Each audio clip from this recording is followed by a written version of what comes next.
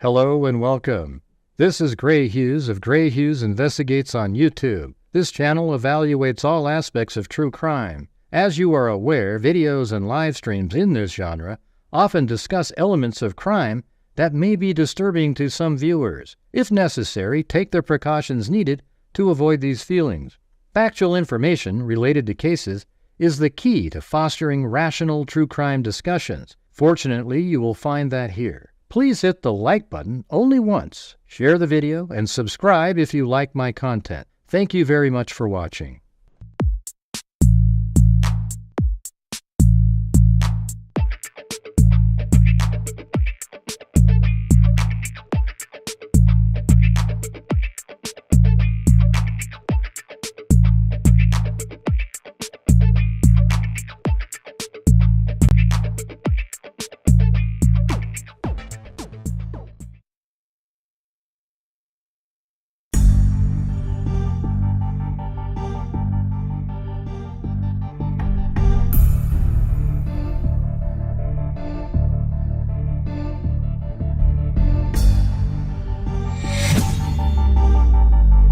There we go, I got it working. Something wasn't working there.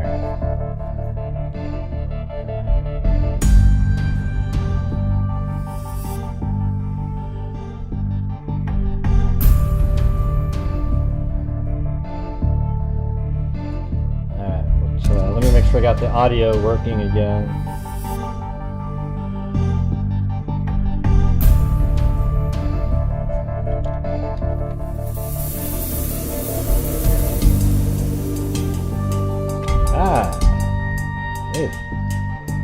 Crazy. It always shifts off. Alright, how's everybody going, or doing, or whatever the hell the term is, but you guys, happy Valentine's Day. To all you lovely freaks out there. Alright.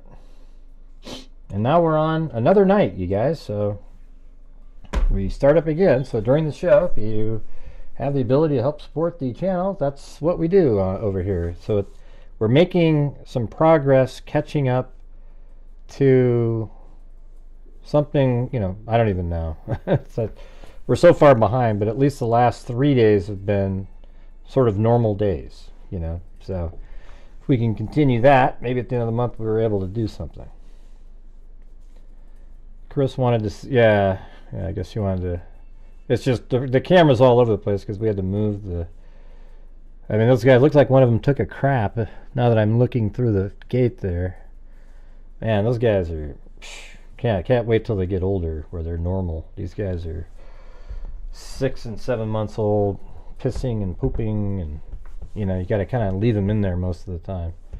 The second you put Clancy out, he tries to mark the next 15 things he walks by in like lightning speed. It's crazy. Yeah, well, thanks. All right. So anyways, I put out the Dylan Mortensen video, and you know, there's so many crazy people out there. Gray, you don't look into the case anymore. You quit looking into it. There's so many things. See, what they're doing is digging into Dylan Mortensen, Xana Kernodle, and all of their families, and trying to find something in the family's past that looks bad, like maybe they sold drugs at some point. So therefore, it's not Koberger, it's something to do with that. I mean, these people are insane, okay? Like insane people. What was your question, Lady of Cali, that you had? You said, left me with Q. What is it? Go ahead. What is the question? We're going to pause the whole show. What is it?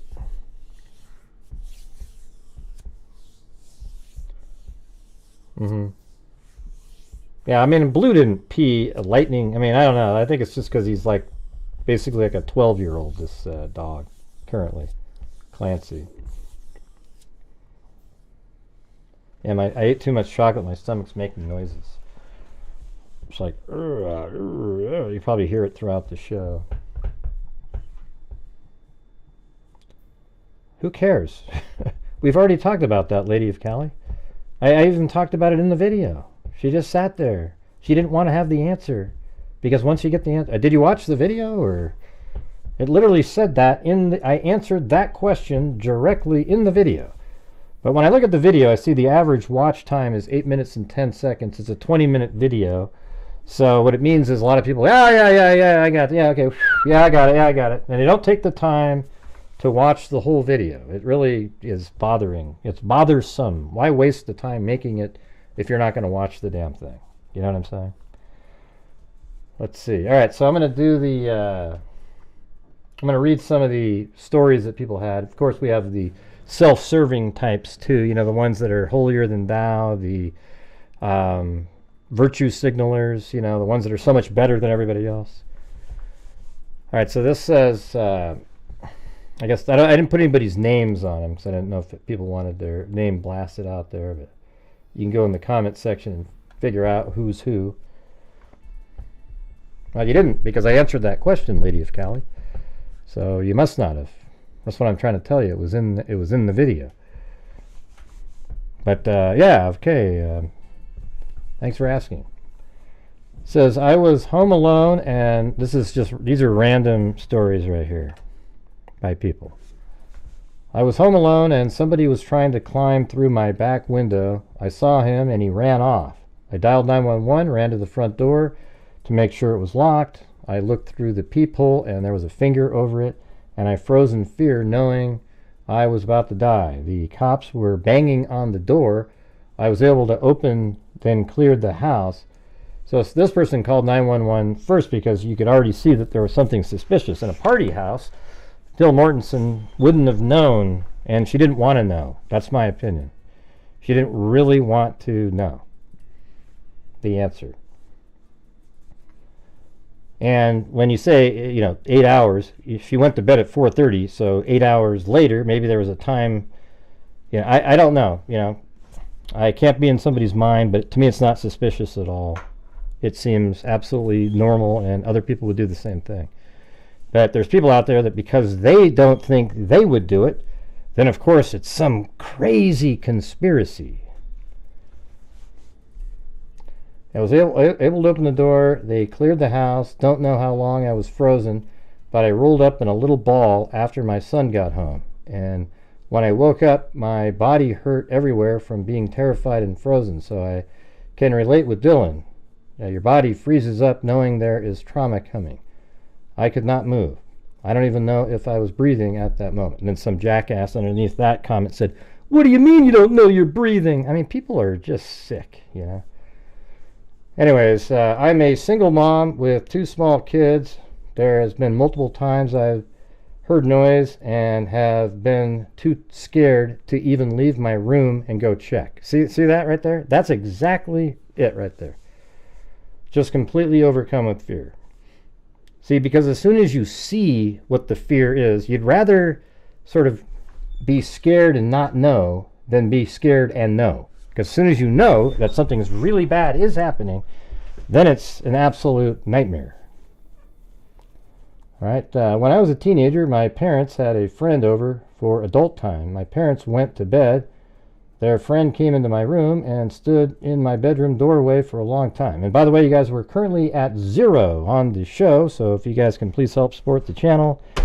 That's what we do on a nightly basis. Whenever we have these slow starts like this, it's really a struggle the whole night. So if we can, you know, you can buy me the coffees, you can do the super chats, whatever it is. But this channel actually donates a lot of income, money from the income based on the ad revenue, etc. We're already at $230,000 in the last 5 years. So please consider supporting the channel so we don't have one of these nights where every 20 minutes I have to kind of remind, hey everybody, if you could please help support the channel. I just want it to be a smooth flowing thing. Maybe you guys can do the number thing like you did last night. I don't know how the hell that worked, but Zozo typed in the number 1 and then it kept moving forward, and then people started supporting the channel somehow. Nobody knows what happened. It was strange. When I was a teenager, my parents had a friend over for adult time. My parents went to bed. The friend came into my room and stood in my bedroom doorway for a long time. It was so scary. I pretended to be asleep. I didn't even move at all. Nothing happened, thank God, but We found out later that guy did stuff to other kids. It's a real thing to just freeze in fear. Well, I don't think it's going to work this time, the numbering thing. Nobody knows what happened. Several years ago, I lived next door to a drug dealer. They always had shady people coming and going.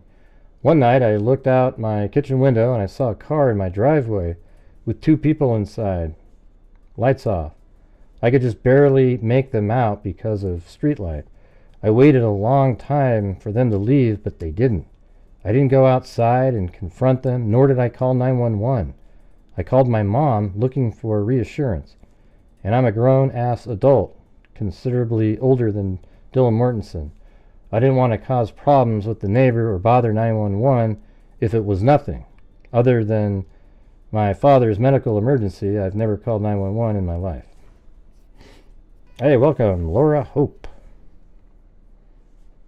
And hey, you guys were at $1. By you know they exist. Okay.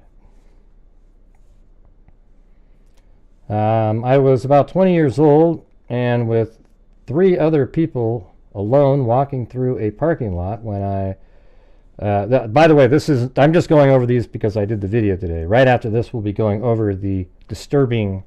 It's an update on a case that we've covered here recently, and man, it's absolutely insane.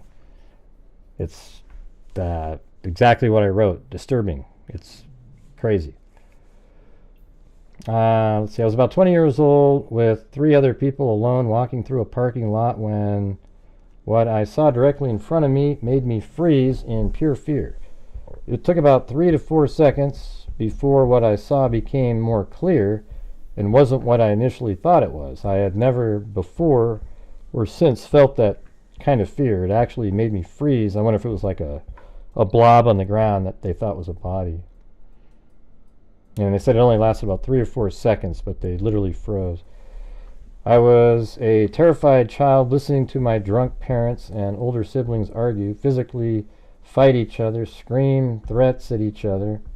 This was for the first 10 years of my life. I was sometimes still terrified in the morning to leave the safety of my bed. I definitely know the terror these survivors experienced that night. They need love and support, not the criticism. And some idiot under the last video said something like,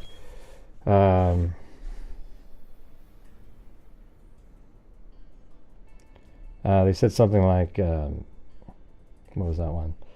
Definitely know the terror the survivor experienced that night. They need love and support. Oh, God, what was it? Not criticism. I can't remember what they said now, but man, it's just amazing. The people are just such jackasses in the comments section. They think they're so clever and cute and funny because they watch a clown.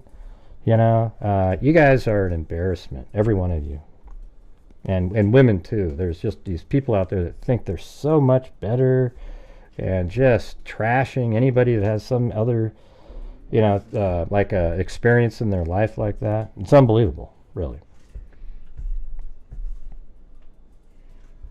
Yeah. Anyways, that says, I got a ride home with a stranger one day. After work, I paid the guy to take me home and bought his gas, gave him directions. When he passed the only right turn on this road, after I repeatedly told him, I knew immediately. See, and that's so similar to my story when I was a kid, when the guy just kept driving.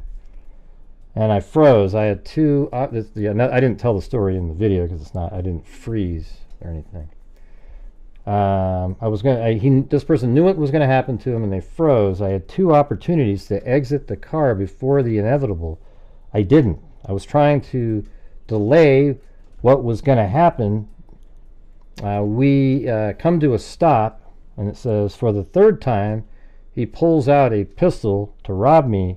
We fight over the gun and I can't get the gun. I jump out of the car and I was shot 3 times, October 22nd, 2010. 2:45 p.m. on a Friday, left upper arm, humerus bone, chest, right hip. I kept my money. He was never caught. I mean, that's freaking crazy right there, right? Hey, thanks, Kami. Professor Gray is gonna give another lecture. Crime collector, freak connector, and I'm always gonna be a puppetector, fool deflector. Yeah, there we go. Yeah, see, I have it memorized. Let's see. I'm a very reasonable adult, and there have been several times in my life where I have been petrified, and I just hid in hopes.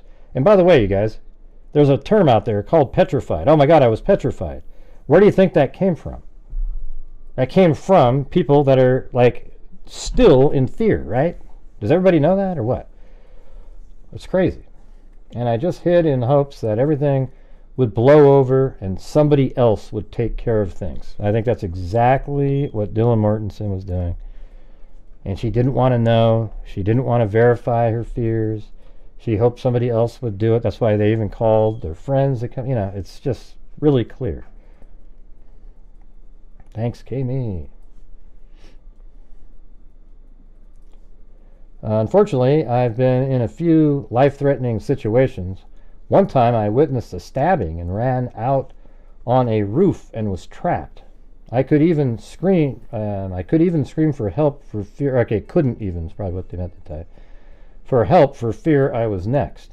I had my dog in my arms, and because of my fear, she became temporarily paralyzed for a few days. That's kind of weird. Luckily, someone spotted me and called police. And then another person said, what happened to me was back in the 80s. I was about 35, so not a child or a teenager. It must have been winter because I had the bed covers pulled up around me. When in the middle of the night, I felt someone sit on the end of the bed. I just froze. My heart was beating so fast, I thought it would pop out of my ears. I couldn't move or speak. I was awake for what seemed like hours till I finally fell asleep. My father built the house. Let's see. No one had died in the house, and I still live in the same house. Nothing has happened since. I'm now 73 and remember it like it was yesterday. So like you, I understand. All right, now here's the, holier than thou type comment. Listen to these types right here. Here we go. I've been frozen in fear before. What I don't understand is checking 3 separate times, then sitting down, getting scared, and then freezing in fear. I've been robbed before when I was 6, brutal, home invasion, and while I was frozen in fear while it was happening, I wasn't frozen in fear for 12 hours without calling 911. I think everyone reacts differently. I was just jumping on up to protect my brother after that because all I could think about is my loved ones, and then called 911. I definitely wasn't sitting around, that coming from a 6-year-old, and didn't she ever have to pee? I don't know. Maybe some people have more of a sense to jump in and help. Yeah, it's just, come on. Nobody needs to listen to your, I appreciate you writing your story. Wow, you're so much better than everybody else. Okay. Yeah, that's the kind of stuff. I can't stand that stuff. It's like just so holier than thou, like, what do you call it? The, virtue signaler. Hey, look how much better I am. And I was 6 years old, by God, and I got out there and right.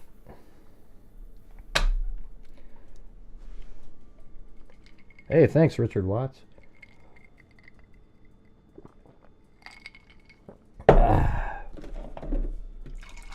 And I'm drinking diet caffeine-free Coke.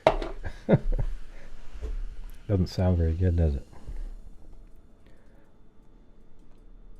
All right, I'm going to have to say it again now, you guys. We're currently at $5, so if you guys can please help support the channel and get things moving on this show, I would appreciate it. We've got a lot of stuff to go over here tonight, and going to need the energy. All right. Yeah, that's not working tonight, the counting method. We tried the Zozo, put a 1 in and somehow it turned into something. Didn't work.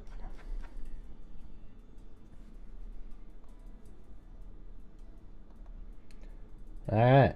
So I think it's, I really tried to look into this. Remember the Emma MRA Gervasi case with the father that had all the tattoos. He's a really big guy, and he on his own basically went and saved his daughter. And there was a boat that she was found on, and then I said, man, that looks like a classic trafficking situation. Like she's literally on a yacht. I mean, this is like right out of almost like a movie or something. Oh, and there's Allie Cake trying to start a wave. Don't let her hanging. Right, but this story has turned into an absolute just insane, really. Here, let's go to this one first. All right, so this one is from February 10th. So that's the father right there, right? Remember all the idiots out there that were blaming him because he had tattoos? Yeah, I mean, that's just, I don't know. It's like every case has a microcosm of YouTube and the crazy people out there. But anyways, the father has a lot of tattoos and everything, and everybody was blaming him. Oh my God, look at all the tattoos. Oh, I mean, he's like a superhero dad is what this guy is. It says a scathing 75-count grand jury indictment has been handed down to 9 people, you guys. Listen, this is nuts. Tied to the alleged kidnapping of 14-year-old MRA Gervasi, a Long Island girl who vanished for 25 days. So we covered it right when she was missing. She was in her house. She had no shoes on. Then she got into a car, and then she disappeared for like weeks. And then her father, her father was posting every single day these videos, and we went over all those, and then they ended up finding her. He got all these tips, and he tracked her down and got her out of a yacht. And man, it's you just gotta listen to this. The sickening court document alleged the 9 played roles in abusing the what was it, patch hog? I think that's how we called it, right? Or like patch hog teen during an evil sex trafficking scheme before her father rescued her from a docked boat on a slip pier last month.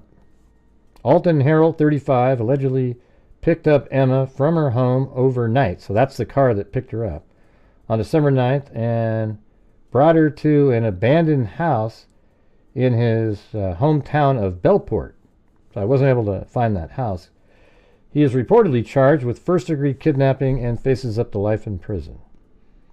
Medford man Kevin McDonald, 20, is accused of sexually assaulting the same girl in the back of his car and then taking her to Bohemia Motel after leaving Harold's house. Now, what's weird is I looked up one of these 9 people and used this software program out there, and it talks about, like, I mean, it shows that on, if you enter his phone number into the system, it shows that he was in like 3 or 4 different hotels in 2023, right where he lives. Okay, so people that do that aren't, they're not living in the hotel. They're using it for sex acts. So I think these guys have been like, this is a ring of predators that are all working together. Hey, thanks Lisa Valenzuela for the coffee, and thanks Michelle H.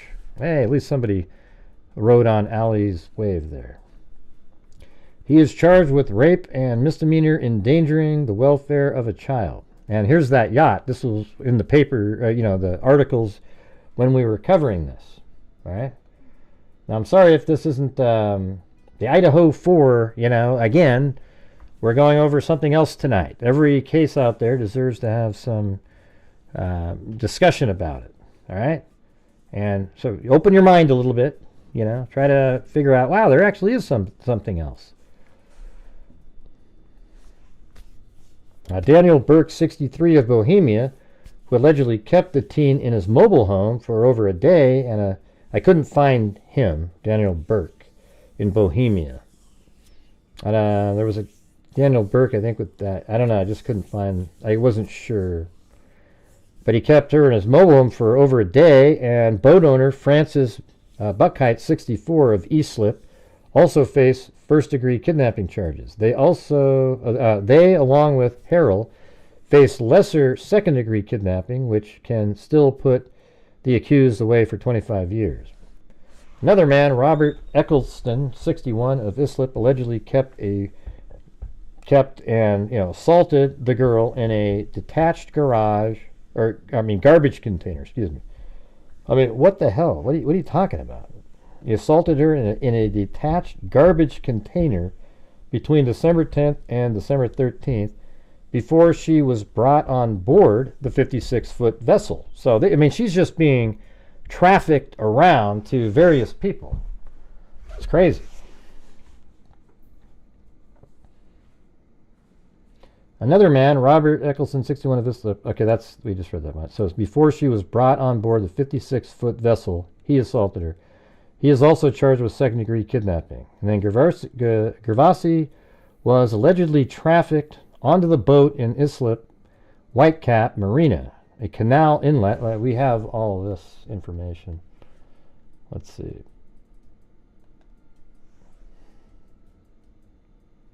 Not exactly sure what it was.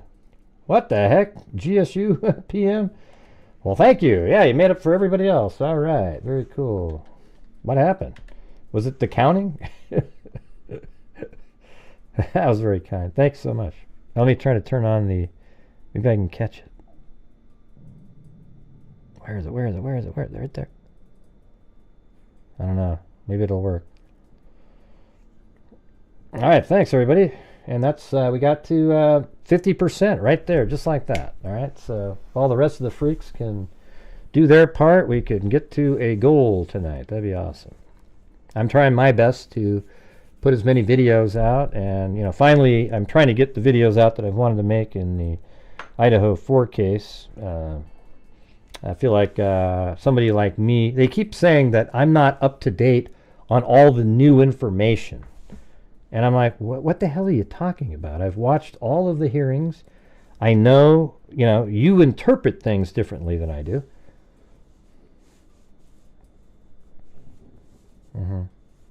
I tried to turn that on. I don't know if it caught it, though, but I'd like to hear it. If the cat eye donation, we haven't heard one of those in a long time. Comes from the brainstem, not the rain. I don't know what that means, Kenneth. Nobody knows. Who said rain? No idea what that even means. Let's see. Oh, you mean brain? Is that what you meant?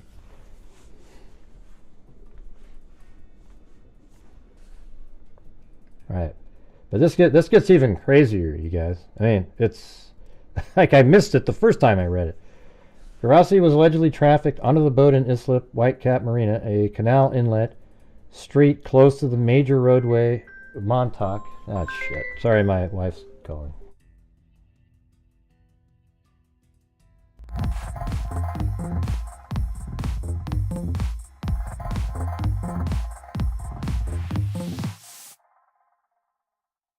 I can't beat GSU, but here you go. Hey, she did her first snow driving today. It was so, you know what, guys, I'll tell you this funny story. It's kind of a funny. Hey, thanks, Moofies. So, you know, it's 5 in the morning, or let's see, 5:30, I think. Yeah, 5:30 in the morning. And she's like, okay, I'm going to go. And I go, so I put my stuff on, and then she's like, wanted to drive, and I was like, no, I'll just drive you and pick you up later or something. And so I go outside, and we take the front off the windshield, like there was something covering because there was snow all over it. And then I brought that into the house, and then brought it in the house, and I opened the door was still open, and then I look outside, and the car, she'd left. She didn't even warm the car up or nothing. She just turned it when it was gone. And then I called her on the phone. I go, what's going on? And she goes, oh, yeah, I was wondering why I had the door open. I just wanted to, you know. So anyways, she made it, though. That was pretty cool.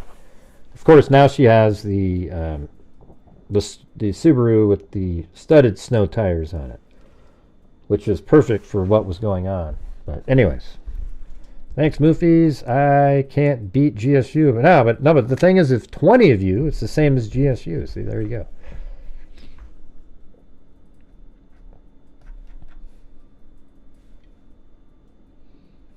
All right. So anyway, let's get down here. While they're Gervasi was allegedly trafficked onto the boat in Islip Whitecap Marina, a canal inlet street close to the major roadway. So I think I have this. Look at all these pins. See, these are all these yellow pins here are people that I was beginning to look up associated with this. So this is where the boat was, right here. And as a matter of fact, like literally right where I have this pin is where it was docked here. All right, that one that you see. So it was right there. She lives. Where was that? I think she lived pretty close to here. Let me see, where is that? Probably got it right in here somewhere.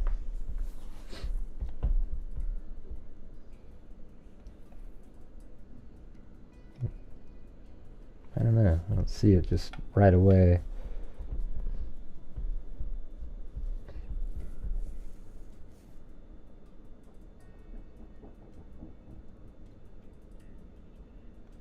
Yeah, well, at least I got the boat location.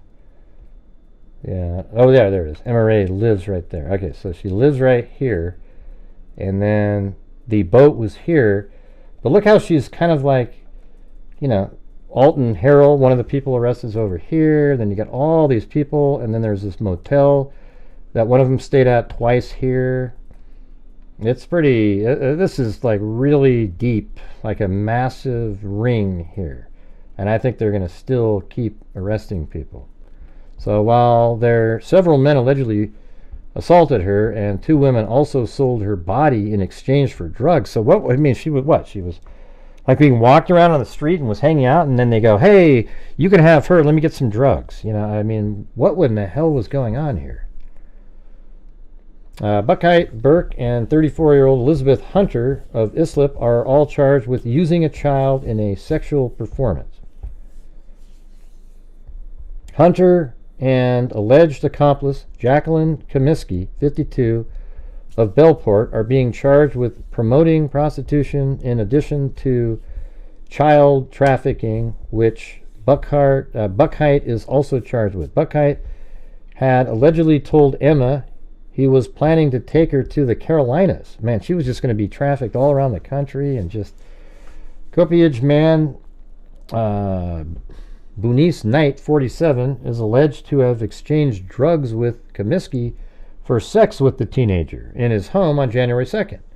But before her father, Frank Gervasi, single-handedly rescued her the next day after an anonymous tip. God, I mean, that guy should go work for something. I mean, isn't it amazing how that dad just jumped right in there and he was on top of stuff right from the beginning? You know, weeding through things, and boom, he's the one that did it all by himself. Unbelievable.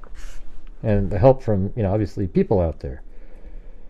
Knight is charged with third-degree criminal possession of a controlled substance with intent to sell, which carries a penalty of up to 25 years. He and Harrell were also brought up on patronizing prostitution. Another old man, Ralph Knowles, 63, of Brentwood, has been charged with assault. I don't want you, when you use this word right here, you immediately get a yellow. So I'm trying to, you know, use different words with assault. And when I say the word assault, it's the sexual version, okay? And misdemeanors for abuse, forcible touching, etc. Each of the 7 men named in the indictment has also been charged with second-degree assault. All 9 defendants are due in Riverhead, Suffolk Supreme Court on Thursday. Let's see. Where's the one? Another older man, Ralph Knowles, 63, of Brentwood, has been charged with assault and misdemeanor for sexual abuse, forcible touching, and endangering the welfare of a child. Each of the 7 men, 3 others not named in the indictment, have also been arrested in the Galvasi case. They include Daniel Soto, a 36-year-old. Listen to this. It includes Daniel Soto, a 36-year-old Bayshore man who was cuffed for second-degree rape and endangering the welfare of a child during her disappearance, and Deshaun McLean, 42, a worker who allegedly groped the girl while she was at the state mental health facility following the abduction. I mean, this is ridiculous. So after she went through this hell of being trafficked, her father rescues her, Then they take her to a facility, and while she's in the facility, she's attacked by these people. Can you believe that? I mean, it's like something out of a... This is ridiculous. Look at this. So this is while she was at the state mental health facility following the abduction in January. He is charged with 2 counts of criminal sexual contact with a person incapable of consent and endangering the welfare of a child. Rebecca Brow, 48, who shares an address with Knowles, was also arrested after selling drugs to an undercover police officer. Prosecutors accuse her of supplying Gervasi with drugs while also knowing she was having sex with adult men. I mean, this is like right there in the, like, almost like a classic ring of predators, trafficking. I mean, it's just, and it's weird because you hardly ever see these like individual cases develop into something like that. It's usually like a big bust, and then you don't have an initial story of something else. But man, this is it's insane. Now I've got the other articles right here, and this is the one that has all the individuals. That's her right here. And there was actual pictures of her before, because she was just a missing person at the time, and people wanted to find her. All right, so let's go over this one now. Jeez. What's Did he you saying? put like an ankle bracelet on there for safety reasons? It's a parents' pins petition program that she was on. What's that? It's for kids that might have some additional problems. They go on a pins petition program, so it's there to help. Or just other reasons. Things like that. So you were already doing everything you could. To try. Everything I possibly could help with. This guy. Hey, thanks Lisa and Thomas Sylvester for the coffees. I don't know where Ted Bundy. Maybe you're Ted Bundy, GSU. I haven't seen Ted Bundy in a while. 9 Long Islanders were arraigned in court on Thursday in connection to the horrific kidnapping and abuse of a 14-year-old girl. I'd like to have the actual court documents on this to be able to map it all out and kind of put it together. Following a scathing 75-count grand jury indictment accusing them of sex trafficking and assault. Alton Harrell, 35, pleaded not guilty after officials identified him as the key in the sickening abuse of MRA Gervasi, who was missing for 25 days. So in 25 days, all this happened to her. Until then, she was assaulted after she was found and then evaluated in a mental facility. So she was given drugs, assaulted repeatedly, and had her body sold by Harrell and his accomplices. The defendant set the entire chain of events that followed in motion by victimizing someone he knew as a child. Wow. So Harrell knew that person earlier, I guess. Assistant Suffolk County District Attorney Dana Castaldo told the court. See, look at all these people. Look at them. I mean, no wonder. These people are... Look at this guy. Would you ever date that one? Would you ever date that one? Would you ever date that person? Would you ever date that person? Would you ever date that one? That one? That one? I mean, these are just nut jobs. Look at this guy, Lurch, from the Addams Family. What the hell's he doing on there? Sorry, I forgot to take that off the screen.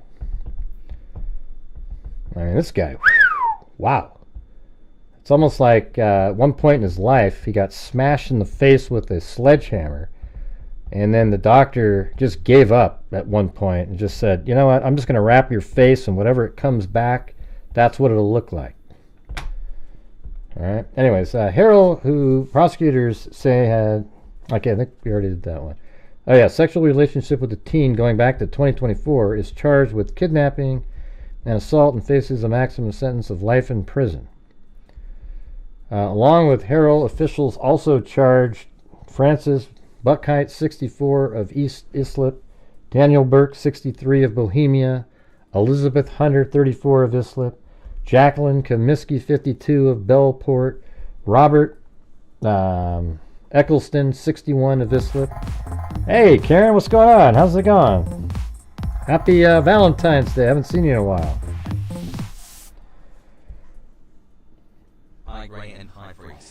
Hope everyone is doing well tonight. Blue heart. Happy Valentine's Day. Heart. And then Bernice Knight, 47, of Copiage, Kevin McDonald, 20, of Medford, and Ralph Knowles, 63, of Brentwood. Like Harrell, the other 8 defendants pleaded not guilty on Thursday. Harrell is accused of picking Gervasi up from her home overnight on December 9th and bringing her to an abandoned house in his hometown of Bellport, where he allegedly gave her crack in exchange for sex. McDonald accused of sexual assaulting the girl in the back of his car and then taking her to the Bohemian Motel after leaving Harrell's house. He is charged with assault and misdemeanor endangering the welfare of the child. Burke allegedly kept the teen in his mobile home for over a day. I think that's similar to the last thing. There's the boat. Knight is alleged to have exchanged drugs with Comiskey for sex with the teen in his home on January 2nd. He is being charged with third-degree criminal possession. Police arrested 3 other involved in the case who were not named in the indictment. They include Daniel Soto, 36, of Bayshore. This is a different article, but it's got some of the same info. I mean, this is crazy. So after she was trafficked and moved around and given drugs and all this stuff, her dad rescues her and then brings her to a mental facility where inside the mental facility she was abused by them. I mean, this is ridiculous.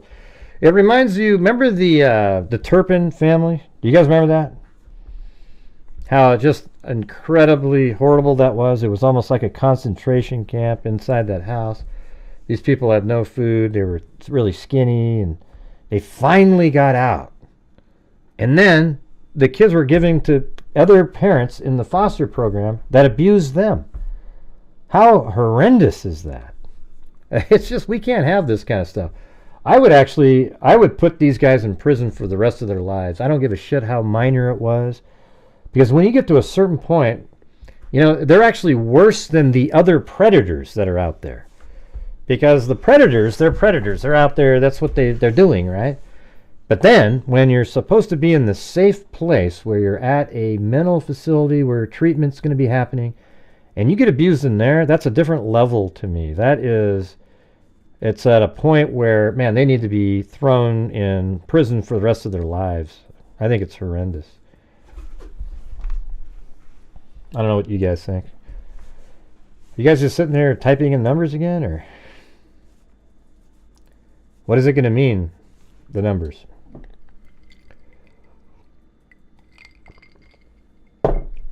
Yeah, I think you just put them in prison forever.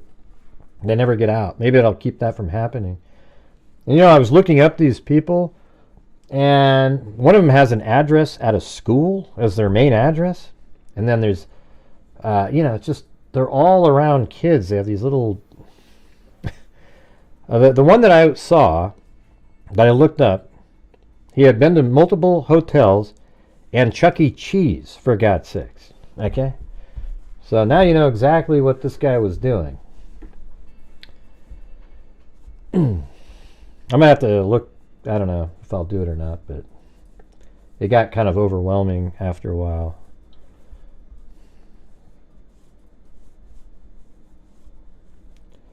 This is, distrust is severe.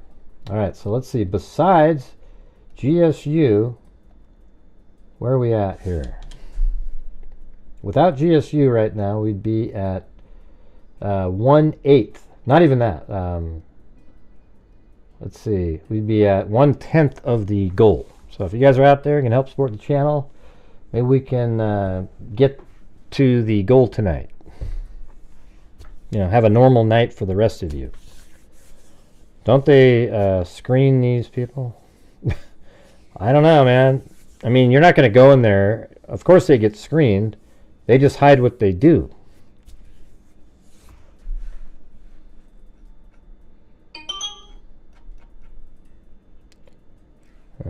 Anyways, that's it for that one. Look at all these pins, though. All of these people that I just mentioned, I have started to fill them out. They're right in here. So it's right around in the area. So and this is Long Island, right? So this is near Long Island. So it's kind of like it's got to be a ring of people here. And I bet you it's much larger than that. I bet there's dozens of people. Thanks, Allie Cake. And where's everybody else?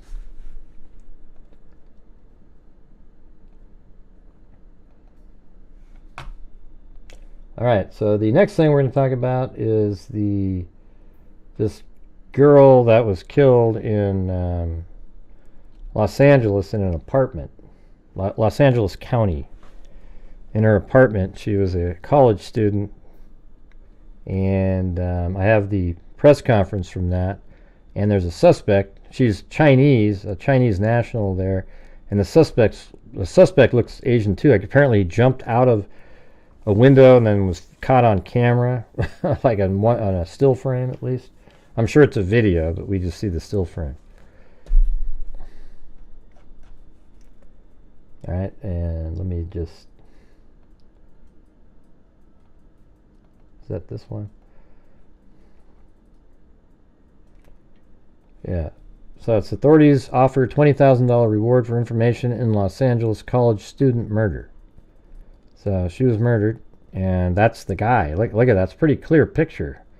Looks almost like an elf with that ear, but yeah, we'll see if we can try to find where that is. It might be kind of difficult, but authorities in LA have put out $20,000 reward for information relating to the violent murder of 23-year-old college student in Santa Clarita. Mengan Zhang, who also went by the pseudonym of Emily King, was, because a lot of people can't pronounce that, so they have Americanized name, was found battered with several injuries to her upper body inside her 2-bedroom apartment close to the Cal Arts campus, where she was a sophomore on February 4th. But do you guys notice? So, like, besides, hold on, GSU, you notice how it's really slow, and that's because we're not talking about Idaho 4. Doesn't that suck? See, that's why it's difficult. So we just happen to have a miracle by GSU, but other than that, we'd be having one of those nights where it's just thus again proving that when you switch topics to something not quite as popular, it just shoots off the face of the earth. Nobody knows why. Oh, look, there's GSU again. So without that, then here we go. We can hear it.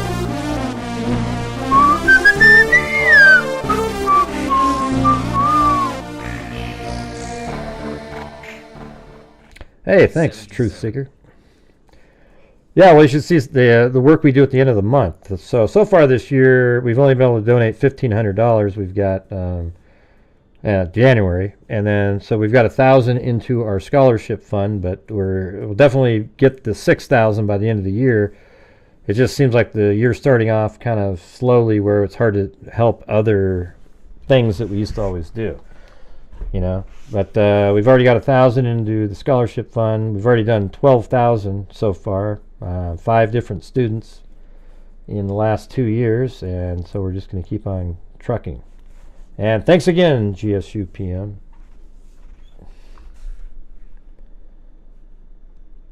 I always feel like these kind of nights are the lucky nights, where it's like, oh man. Anyways, Zong lived in the U.S. for close to 4 years, having moved from her native China on a student visa. Authorities went to her home after receiving a person unresponsive call. Responding officer. Wow, person unresponsive. How come they didn't say she was dead? Come on. See, that's exactly the same in Dill Mortensen. Oh, the unconscious person. Investigators have revealed that they are now searching for a man who went to Zong's apartment the night before her body was discovered. Surveillance video showed him leaving her home through a second-floor window hours before the police were called. Not sure why the word "her" is in there. The person of interest was described as a male in his 20s of Asian descent, and pictured in I think it's better if they would release the video, because then you can your mind can picture the look instead of a still frame that's kind of blurry. Surveillance video showed him leaving her home through a second floor window hours before the police were called. The person of interest was described as a male in his 20s, Asian descent, and pictured in a black long-sleeve button-up shirt and black pants. The $20,000 reward for information came as a result of a Los Angeles County Board Supervisor motion. The victim's roommate is said to be cooperating. Well, was the roommate there at the time? Victim did have an older boyfriend. Lieutenant Michael Modica said the victim did have an older boyfriend who would not say if there were any reported instances of domestic violence. Police showed the photograph of the man of interest during a press conference. So that's him right there. Anyways, let's watch the this press conference. We're rolling, sir. Thank you. All right. Good morning. I'm Lieutenant Michael Modica from the Sheriff's Homicide Bureau. We are here today to ask for the public's help regarding a murder that was discovered on Tuesday, February 4th, 2025 at 6:47 p.m. Before I begin, I want to acknowledge several people. Muhan's father and sister both arrived here on Wednesday from China. Unfortunately, they will not be present with us today. Present is Captain Justin Diaz, the captain of the Santa Clarita Sheriff's Station, and Acting Captain Art Spencer of the Homicide Bureau. Also present are the handling homicide investigators, Detective Duncan and Detective Fudikis. I would like to thank the Consulate General from the People's Republic of China in Los Angeles for helping the Zhuang family. Additionally, I sincerely thank Supervisor Catherine Barger and the entire Los Angeles County Board of Supervisors for their assistance in this case. A motion authored by Supervisor Catherine Barger for a $20,000 reward has been filed and will be approved by the Board of Supervisors during their February 18th meeting. It's such a quick reward. If approved, yeah. the reward will take effect today, February 13th, Although not 2025. really. 10 days, I guess. The victim in this case is 23-year-old Muhan Zhuang. Muhan was a Chinese national here on a student visa. She was a senior at Cal Arts College in Valencia, where she studied art. Muhan has been in the United States for 3.5 years. On the poster board behind me are several pictures of Muhan. It's the board to my right. Muhan was also known to many of her friends and fellow students as Emily King.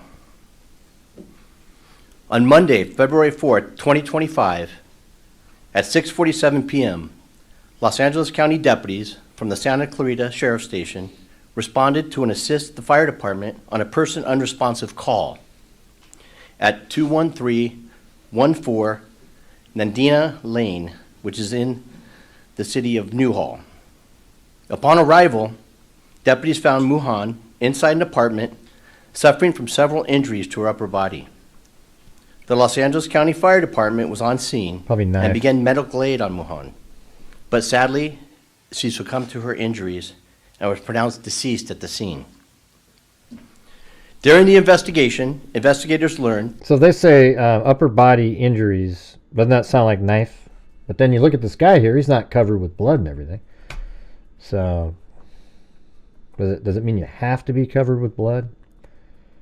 That Muhan had a male companion and arrived at the location the night before on Monday, February 3rd, 2025. The investigators have a video of the same male exiting Muhan's apartment through her second-story bedroom window on the afternoon of the day she was discovered. Please take a good look at the poster board behind me. The photograph was taken from a video I just mentioned. We'll play the video. It shows the male, believed to be Asian, dressed in a black, long-sleeve, button-up shirt and black pants. This person is the person of interest who we want to identify and locate. During the investigation, investigators contacted Muhan's roommate, who has been cooperative in every aspect of this investigation and is not a person of interest in this case. I want to make it clear that her roommate is helping us with this case. The homicide investigators believe there are people in the area who may have seen the person of interest or know his identity. Anyone with information is urged to contact the Sheriff's Homicide Bureau. If you wish to remain anonymous, you can contact Crime Stoppers. Based on this investigation, which the investigators have been working on diligently since the case was assigned, it is clear this was not a random act of violence, and Muhan somehow knew the person of interest, evident by bringing that person into her apartment. Right. Once again, we are asking for the public's assistance. We hope people will have the courage to come forward and help investigators identify the individual. So they're going to take questions here, and I boosted up the audio like you couldn't even hear it. So hopefully it'll be like, but you'll be able to hear something. Hey, KME said, wave, let's go freaks. Yeah. But we're not doing the big cases, so it makes it tougher. Responsible for this senseless and violent act and help bring justice and a sense of closure to the family. Thank you. I'll now take any questions that you have. Does the station have any previous reports of domestic violence via this or any previous incidents? Involving this particular person, Perry, was that no particular reports with this same victim.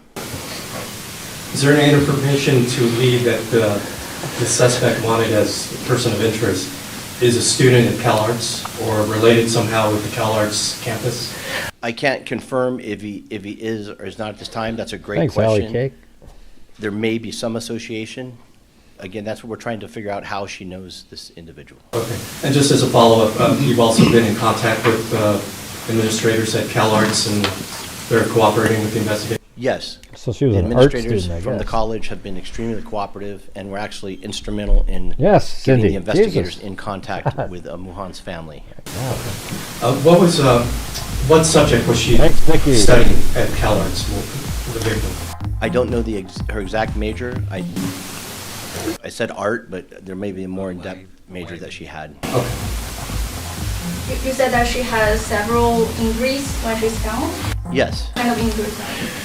I appreciate the question, but in order to keep the integrity of the investigation, I can't disclose Thank you. the GSU, specifics Nikki, of her Allie injuries Cake. at this time.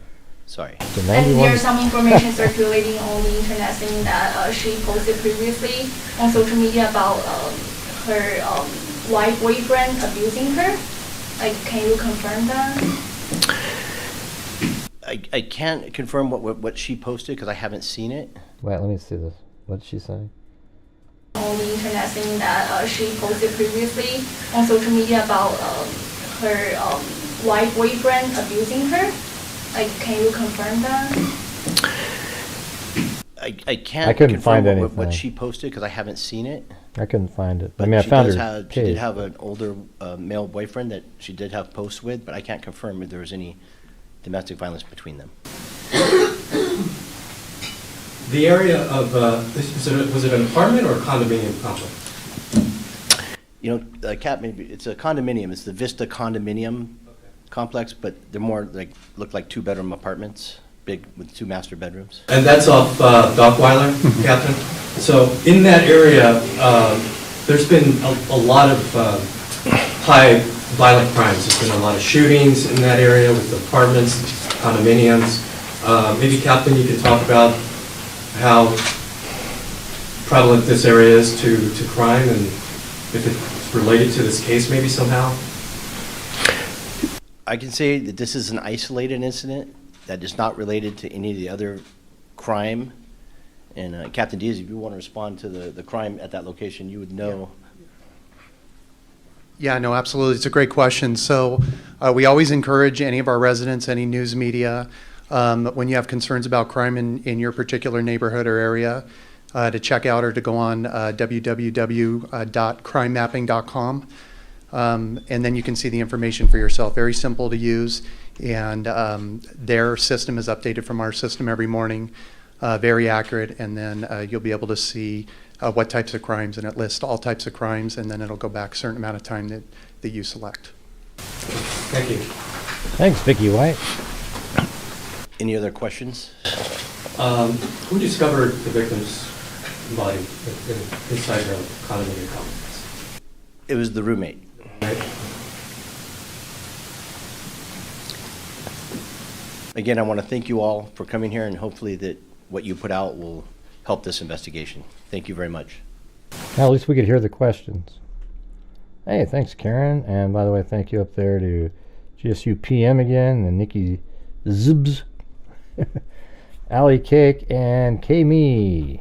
And Vicky White gifted a membership to Dahlia Mama Drama. Hey, look at that. It's Wendy Van Rokel. Haven't seen you in a long time. And then we've got Karen. There you go.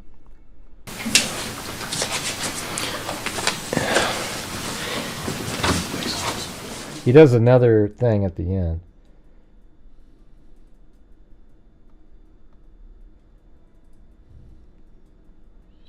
So call, yeah, there's the number. 323-890-5500.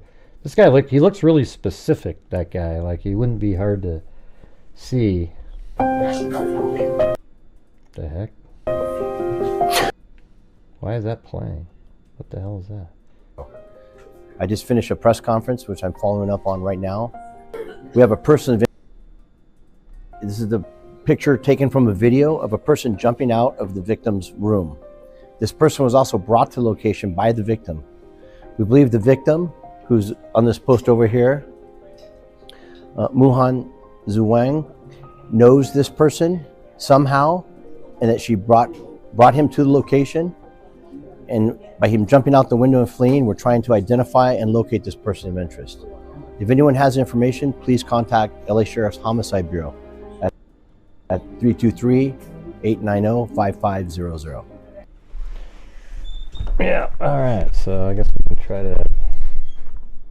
This is the original article. I found it on the 5th. Detectives with the LA County Sheriff Department Homicide Bureau is investigating a suspicious death reported Tuesday night in Santa Clarita.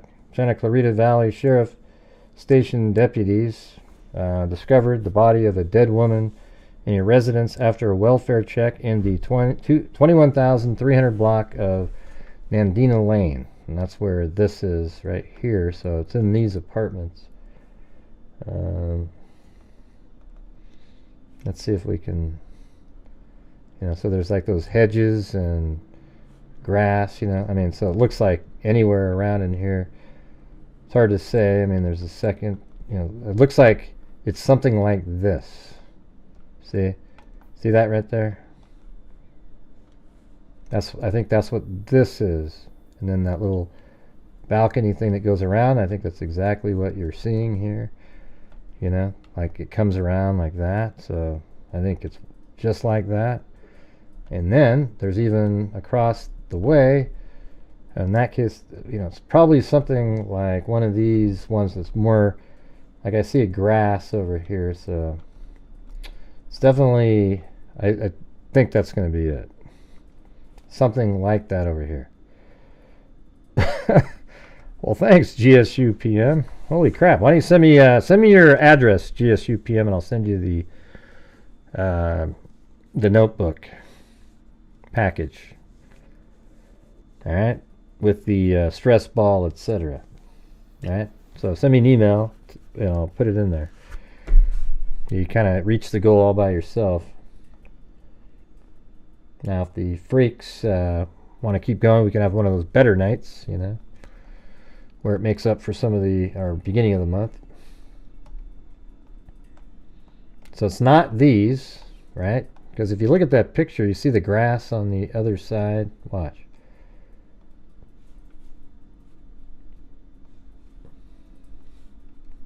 See, there's this, and then like a hedge, and then the thing that goes up, and then obviously it goes down there and then up, but then there's grass across the way.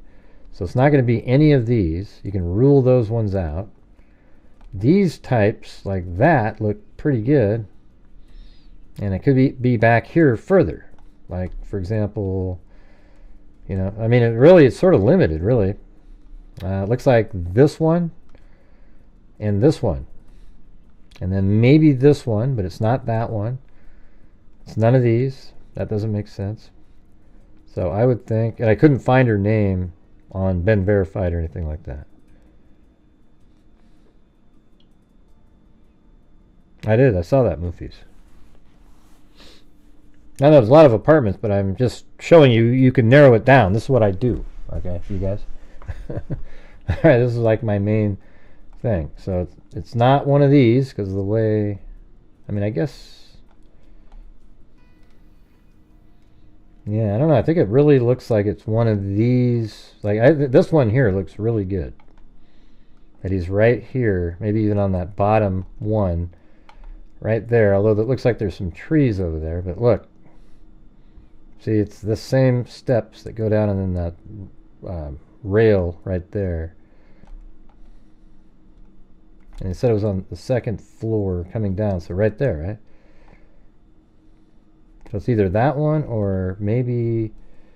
See, this one doesn't seem right because you can't see here. So this one here, just immediately right out of the gate, and this could be years ago. So let's take a look at the a different satellite shot here.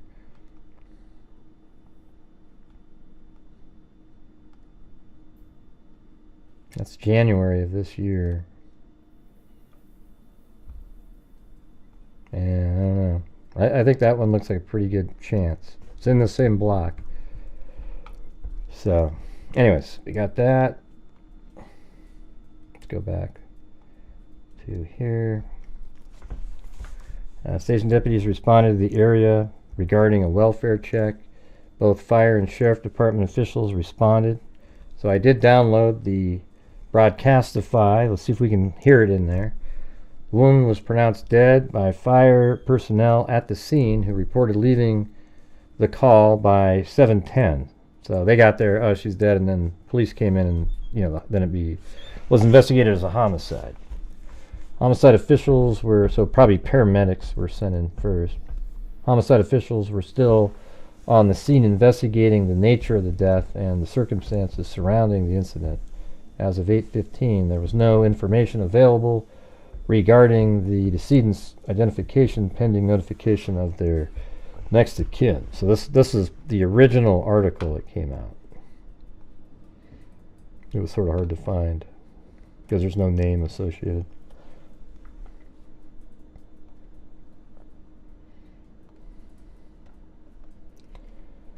Yeah. Let me get back to the 3D version. Yeah, I mean, just based on the way this is all laid out right here, I actually think that it's right here, right in this area. She lives maybe in this one. I'll even put a pin there just for the hell of it. Like right there.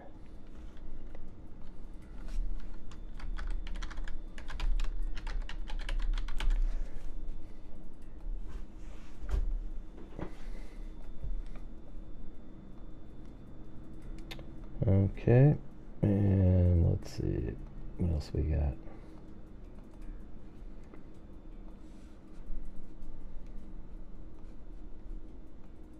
Come on, load up.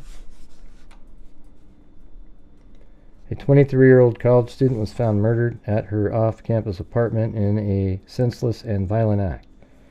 Mengan Zhang, who also went by Emily King, was discovered unresponsive by her roommate at their Santa Clarita condominium the evening of February 4th. See, unresponsive, right? Obviously, it was much more than that. Her roommate called 911, and first responders found Zhang, or Zwang maybe, suffering from multiple injuries to her upper body, and that sounds like stab wounds, who did not disclose the nature of the injuries amid the investigation. She was pronounced dead at the scene. Authorities are now seeking the public's help in identifying a person of interest in the case. Investigators learned that Zhang had a male companion at her apartment the night of February 3rd, who was then captured on video exiting from the second floor bedroom window the following afternoon on the day she was discovered deceased. It is clear that this was not a random act of violence. The sheriff's department released photos of the suspect from the video of him leaving the apartment at the Vistas condominium complex in Newhall. He was described as a man in his 20s wearing black shirt and black pants. And it sounds like the roommate's helping. Our community is devastated by this. I mean, was the roommate home? No, that's what I want to know. Her family has requested privacy at this time. The Los Angeles County Board of Supervisors is expected to approve a $20,000 reward. And that was approved. So I don't know if you guys want to... I'm going to try to find it on one of these, the scanner audio. I've downloaded them, and I'll just remove the silent portion.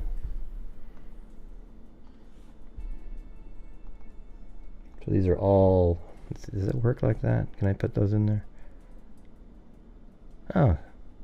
I should have been doing that. Oh, I guess they go down like that. It's different.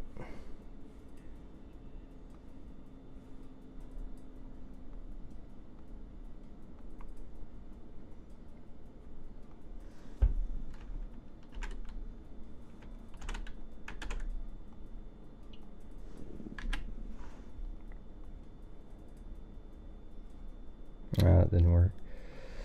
Alright, let's just do one at a... I guess we could do one at a time.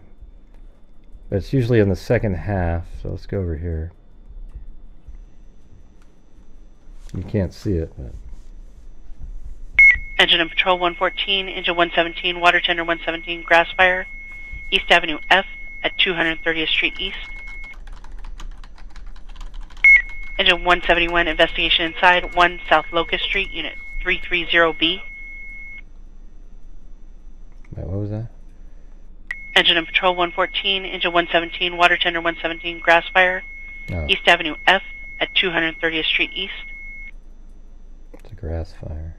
Engine 171, Investigation Inside, 1 South Locust Street, Unit 330B. Locust Street?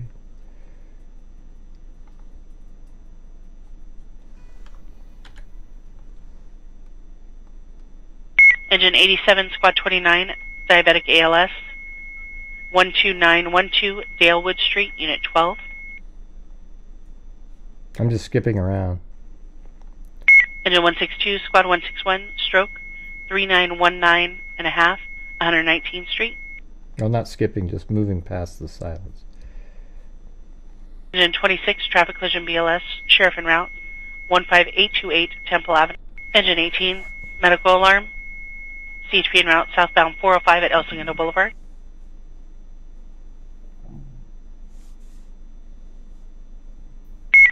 Engine 134, Squad 134, Sick ALS, 1530 West Avenue K8. Thanks. Engine Alley 20, cake Squad again. 20, Chest Pain, 12335 Civic Center Drive. Newark Sheriff's Department. You know, that somebody was trolling Khaleesi in the comment section. And so I was looking at, and I looked them up, and they just created their account that day.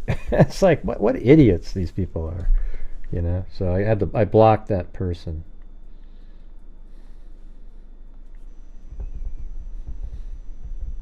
Engine 94, Squad 98, difficulty breathing, 17836 Woodruff Avenue, Unit 24.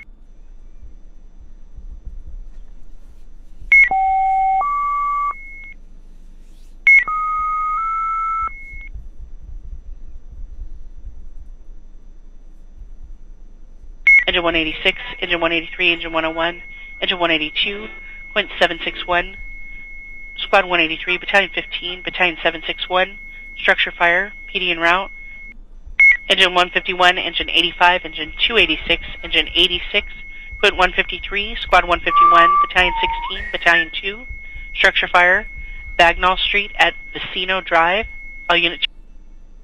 Engine 184, Squad 187, difficulty breathing, 415. Engine 167, Squad 90, vehicle versus pedestrian, PD en route.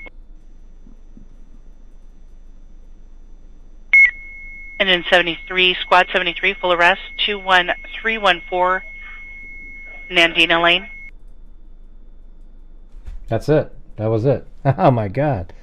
Can you believe that? Holy shit. That was the one. Hold on. Engine 73, Squad 73, full arrest, 21314. Yeah, full arrest. Here we go. Let's do it again. Engine 73, Squad 73, full arrest, 21314. 21314.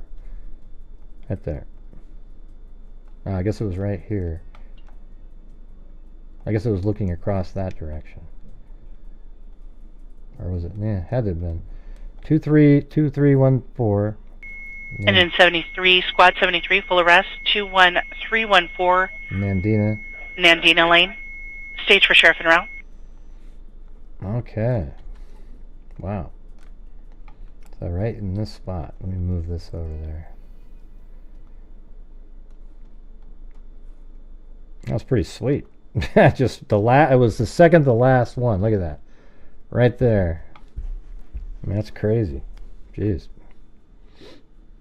What's going on with the counting thing? Is there some goal this time again, or? Let's not let everything rely on GSU tonight, you guys. Let's please help support the channel if you can, if you're somebody else. All right, because then it feels like complete luck instead of just sort of a repeatable thing. Let me see if I can find it over here. Structure fire 186s. I-unit switch over to command 30. Traffic collision, pedestrian involved 167, squat 90. Tinker.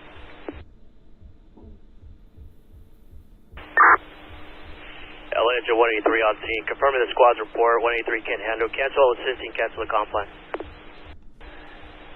We're in the area of Bagnall and Vecino. Appears to be some smoke on the other side. Have all units enter from Barranca and Bagnall. Engine 151 is investigating. We're going to have better access off Barranca for the next engine. LA copies 151. Plan. LA copies 151 can handle the outside fire. All units back to command. LA Engine 151 with a radio check on D3. Yeah. I just have, these are all at the same time. There are 5 different things, but that definitely got us the right one. And what's this red crap? 117 water tender, 117 grass fire, 117 water tender. Oh, it's too high, blown out. Let's see, effects,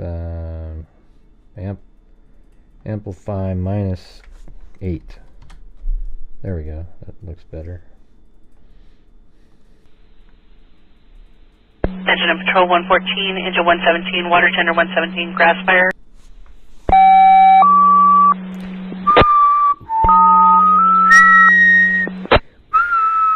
Squad 51, engine 51, squad KMG 365. Engine 186, engine 183, engine 101, engine 182.761.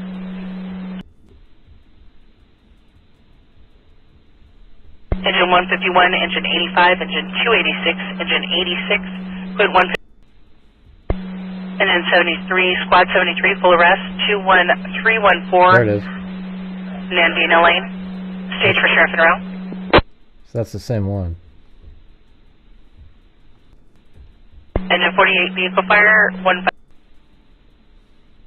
squad 41, difficulty breathing, sheriff on scene. 2000 Imperial Highway. 41, difficulty breathing, sheriff on scene. 2000 106 unconscious. 27520 Hawthorne Boulevard, unit 119. Engine 107, squad 107, vehicle versus pedestrian, crossglade at Soledad Canyon. Engine 26, squad 26, injury ALS. Engine 29, abdominal BLS, 3722. Hey guys, we only have 2 new members tonight. Pretty weak. Engine 29, abdominal BLS, 3722 Baldwin Park Boulevard. Engine 233, squad 33, maternity.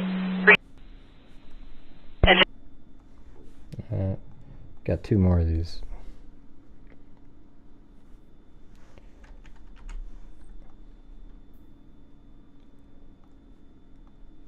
-5. Let's go back in this area here.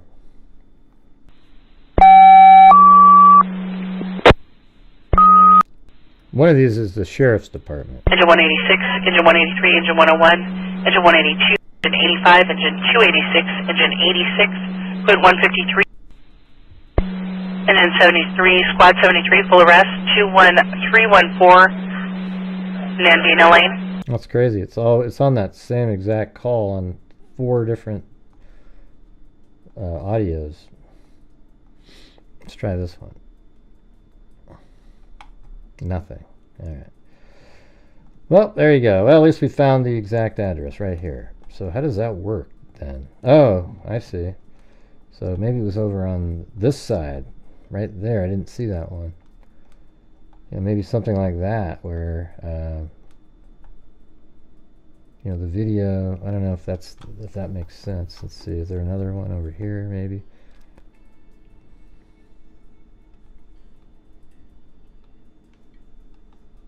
Yeah, that one I had originally is the one that makes the most sense. The way the balcony is, but I guess not. That's the address that was given on the... Well, Gray, how do you know it isn't a different case? Come on. Same apartment complex at the exact same time. All right.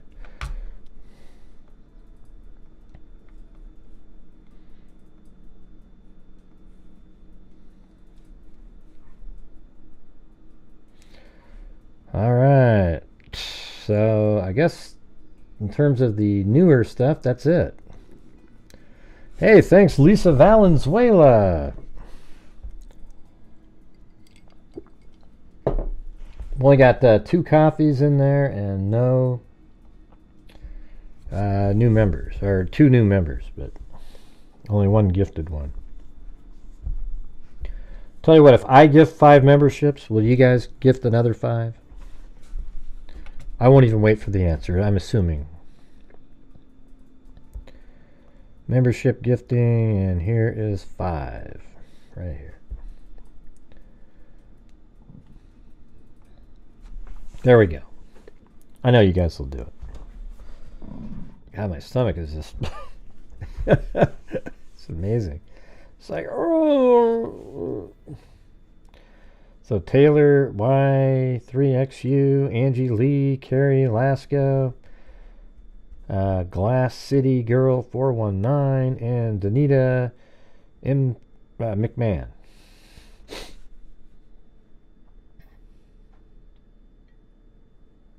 Oh, we got Cash App with Christina Johnston. Thank you.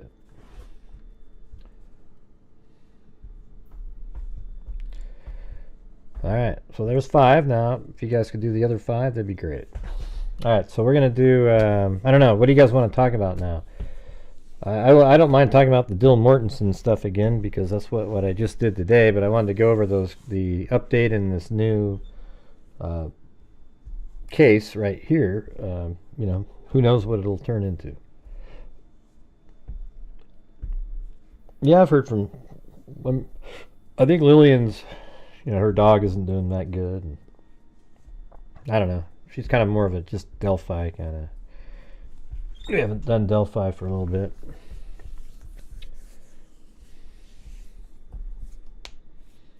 Her dog Stevie has some kind of, I think it was doing better than Blue was doing.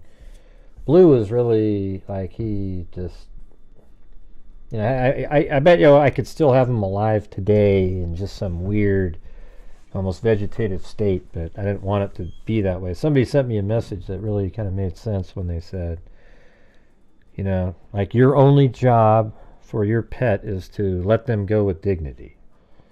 And I was like, wow, that kind of makes sense. You know, you feed them and they're happy, and then when it's time to go, they're not sitting around soiling themselves. Like I did that with my other dog, Lily. She should have been put to sleep at 15, but I kept her alive for 2 years on different and she every single day she'd pee in her, and I just sort of kept her alive. It was like, because it was more of a selfish thing, like I didn't want to see her go, but she wasn't enjoying living at all, so, you know.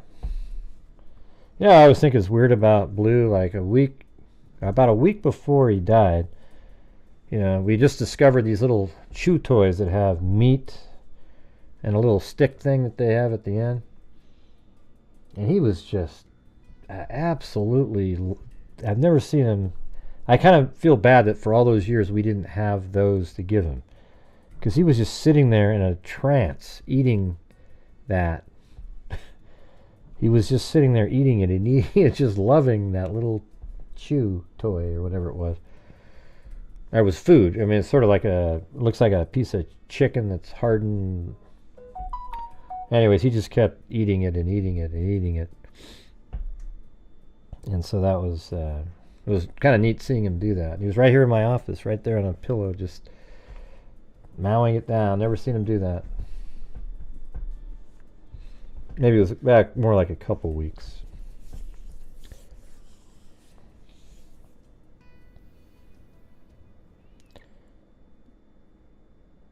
I don't know what you're talking about, Cindy J. Nobody knows what you're referring to. You're always, it's never funny or, you know, nobody knows what that means. Let's see. Oh, sorry, not Zozo. I meant Plato. Let's see. Doesn't care about a lot of people. I haven't listened to Dylan Mortensen video yet, so well, you want me to just play it? The one I put out today? I can just do it if you want. I mean, I can just play it on my show. It's my video. It's not like... How about that? I'll just do that. Although it'd be great to get the view on that video. Okay. I mean, it doesn't do me any good, ad revenue or anything, if we're just playing it here. Let's see. What has it got right now? This video has 4,100 views. Not terrible, but not good either. And 5 new subscribers. And it's getting 466 views an hour still. But it's, you know, it starts fading away. You know, if you compare it to the other ones, like the last video that I did has 36 minutes long. That one has 6,800 views with 1.6 thousand watch time. That's kind of the key thing. And it is getting 47 views an hour now. It's way down. That's how it works out. Hey, thanks, Naomi. All right, here we go. Let's do it.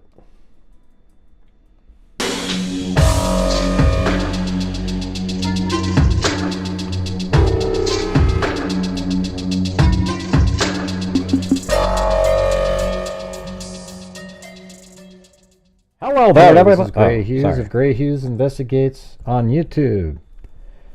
Today's video is regarding Dylan Mortensen. And I just think that people have treated her so poorly, it's almost unbelievable. And I want to go through, you know, where Dylan Mortensen's room was in relation. You know, some jackass in the comments said, Dylan's over at the other school partying. You know, like there was something, it's been 2 years. What's she supposed to do? Sit around with a veil on and walk around having this like scary music playing as she's walking down the street? No, she has a right to be able to move on. I mean, when my brother died, it took me a while, but you know, there were times where I go have a drink and party and laugh with other people. You know, it's just, people are nuts, okay? Crazy people. To what was happening and just kind of go through with what she may be feeling. And at any time, why not defend Dylan, James? She was in a house where all of her friends got killed. She has nothing to do with it, James. So that's why I'm defending her. Is there a problem with that? I mean, can't there be one YouTuber that defends Dylan Mortensen? You know, I know it's not popular because it sells and it's conspiratorial to believe Dylan had something to do with it. Like, you like to watch the clowns and the UK guy that makes 14 videos a day on the case, and it's sick. All right? So, what a dumb question. If you want to type in the comment section a story that you may have that's similar to hers, that would be great. I'll tell you my story. I mean, I was much younger. I was like 11 years old, but I felt similarly, I believe. You know, even though it was irrational at the time. Yeah, I'll tell you what the proof of his car being there. He drives a white Elantra. That's what was driving around, idiot. Okay, and we know that Brian Koberger was in the house because his DNA was on a knife sheath left in the house in a 12-minute window where the car was parked at 408 and left at a high rate of speed at 420, the same white Elantra. So therefore, because his DNA is on the knife sheath, we can assume by logic and reason that the vehicle outside, the white Elantra, was Brian Koberger's, okay? And because you don't understand it, doesn't mean it's not true. You're just not a very bright person, okay? So let's get moving. Here we go. I felt similar and probably reacted similarly to Dylan Mortensen did. Oh, and by the way, it was missing its front license plate. All right, so let's take a look. As you've seen before, this is my 360-degree video. It's a very useful video. And, well, if you watch the court hearings here, Ann Taylor herself admitted that his vehicle was driving around in the area, but you just couldn't prove that on the other cameras it was the exact video, so therefore it couldn't have continued. It was just that one shot that they had. Man, your brain doesn't work correctly. No, I just don't have time for people like you, James. I don't have time for people like you. When the case is over, he's going to be found guilty. It'll be really obvious to the people watching. You're going to feel shame. Well, you won't. You'll still kind of come up with a conspiracy theory and invent something. But he is going to be found guilty. He is the killer. There is no doubt, 100%. And there you go. All right? So I'm going to play this right ahead. We're still missing 4 memberships, you guys. Right? I put the 5 out there. We got to get the 4 more.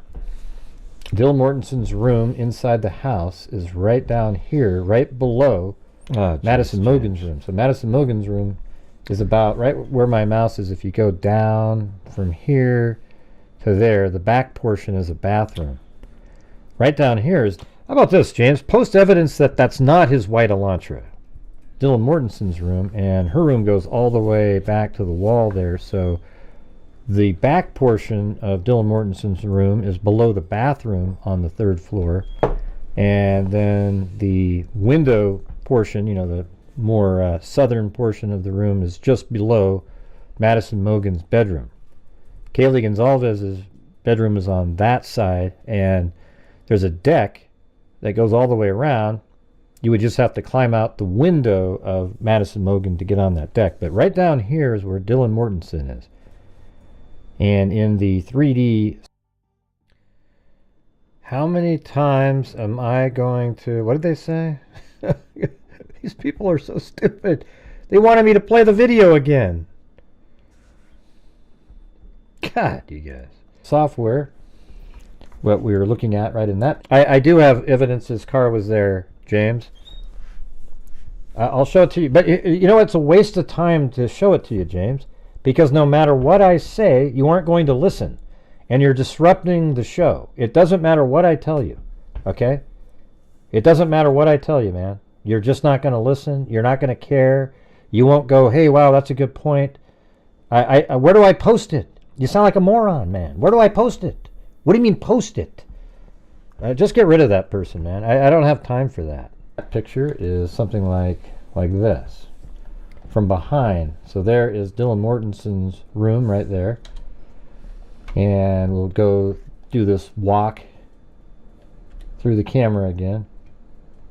We'll just get through. This is Bethany Funk's room, by the way, is right below the living room. So as you can see, we go up the stairs and out that window right there on the left. If we go back out to the outside, what we're looking through is that window right there. I think it got cropped. So we just went up some stairs that go up like that. And we're looking out that window right in the front of the house when we go back to the camera on the head of the dummy that I'm using. It's right there. There's a window. All right, and then down the hallway again, this is Dana Kernodle's room, and then right there is Dylan Mortensen's room.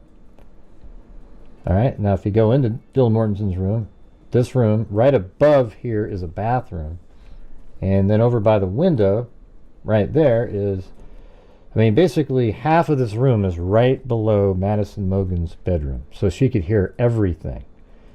And just the location that this room is, it would be absolutely terrifying in that house, hearing various things, especially right above you. There was a brutal battle with Kaylee Gonzalez, and who I believe, obviously, is the killer, Brian Kohberger. I have no doubt that he's the killer. That's why there's a knife sheath left on the bed that had his DNA on it.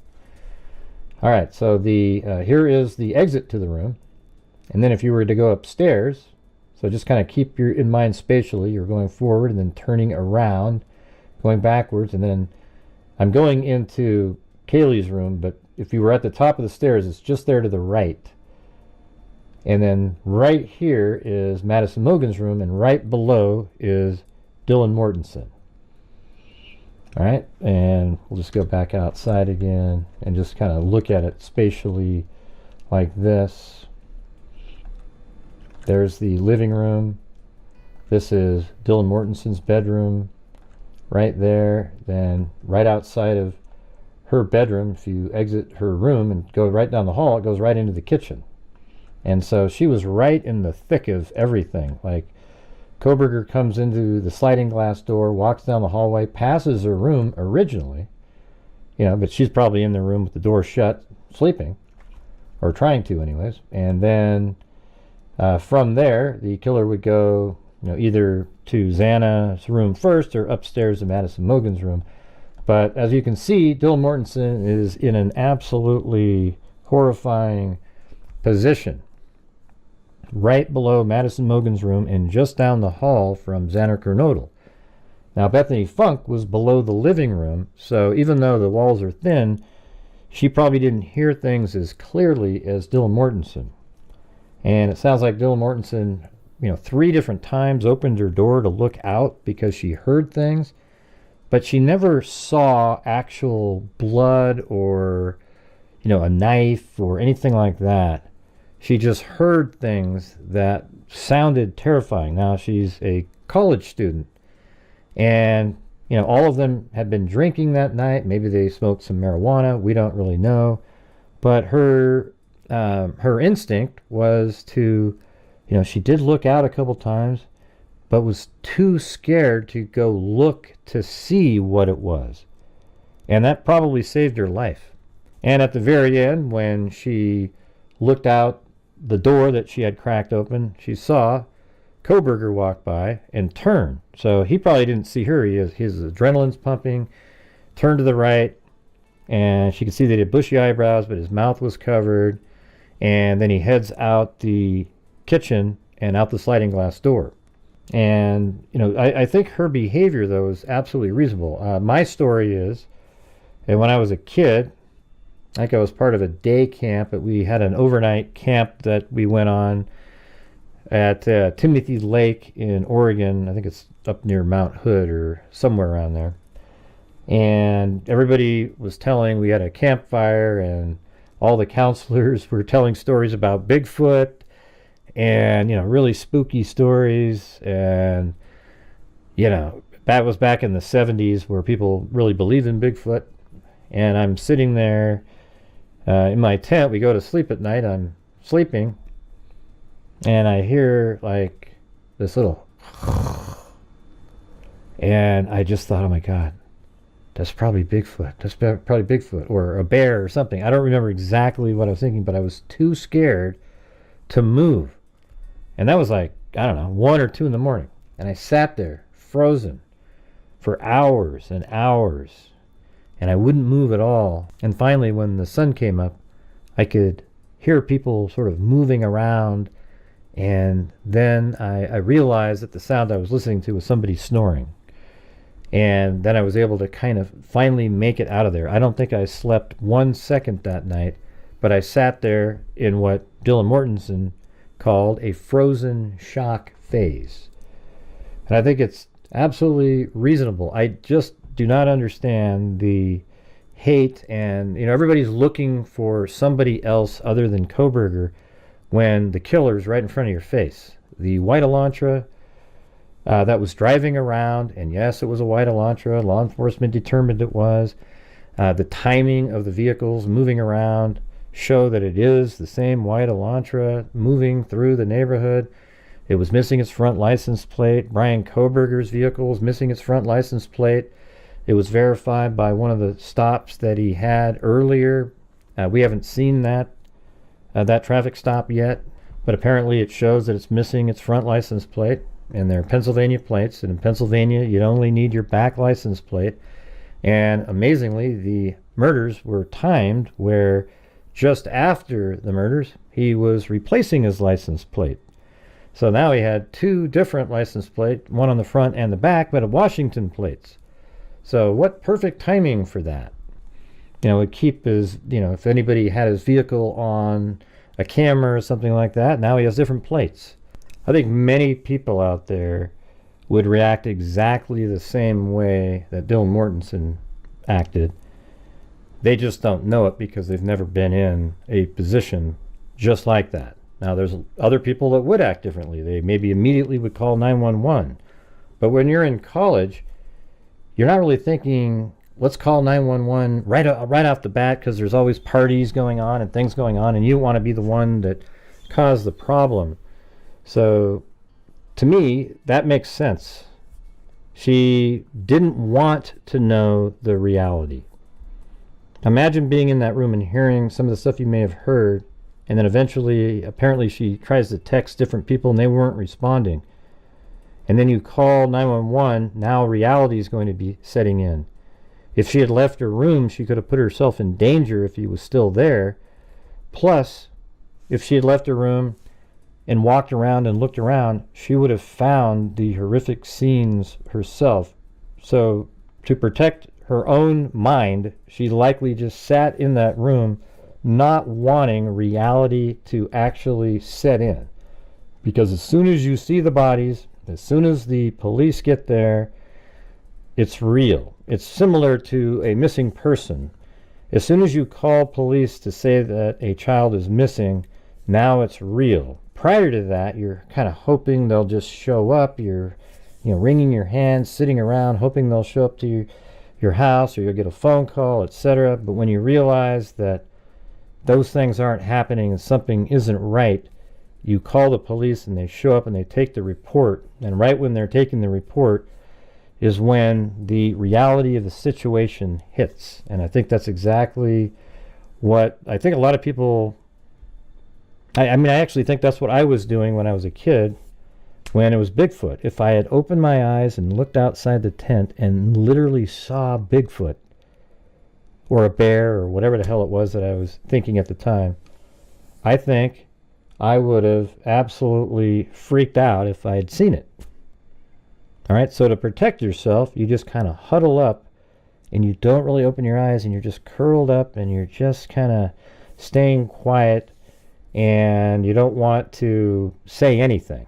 All right, now I know a lot of you listening right now have had similar situations, and then it all turned out fine afterwards. But I'm talking about try to visualize that. In my case, it turned out fine, but just sort of visualize that continuing on, and then having various things confirm that something isn't quite right because nobody's answering their phone calls, nobody's or text messages, etc. I don't know if she tried calling anybody.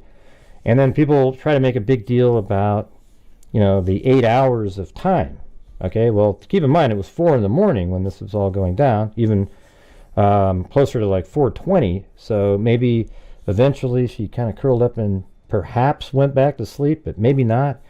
And for hours just sat there, and then maybe she called some friends to come over and check, because she didn't want to create a commotion if she didn't know for sure there was something going on, but she didn't want to leave her room to go verify. Now, it's possible she did walk around. We just don't know all the scenarios. We've never heard her actually speak and tell us what she remembers exactly what she did.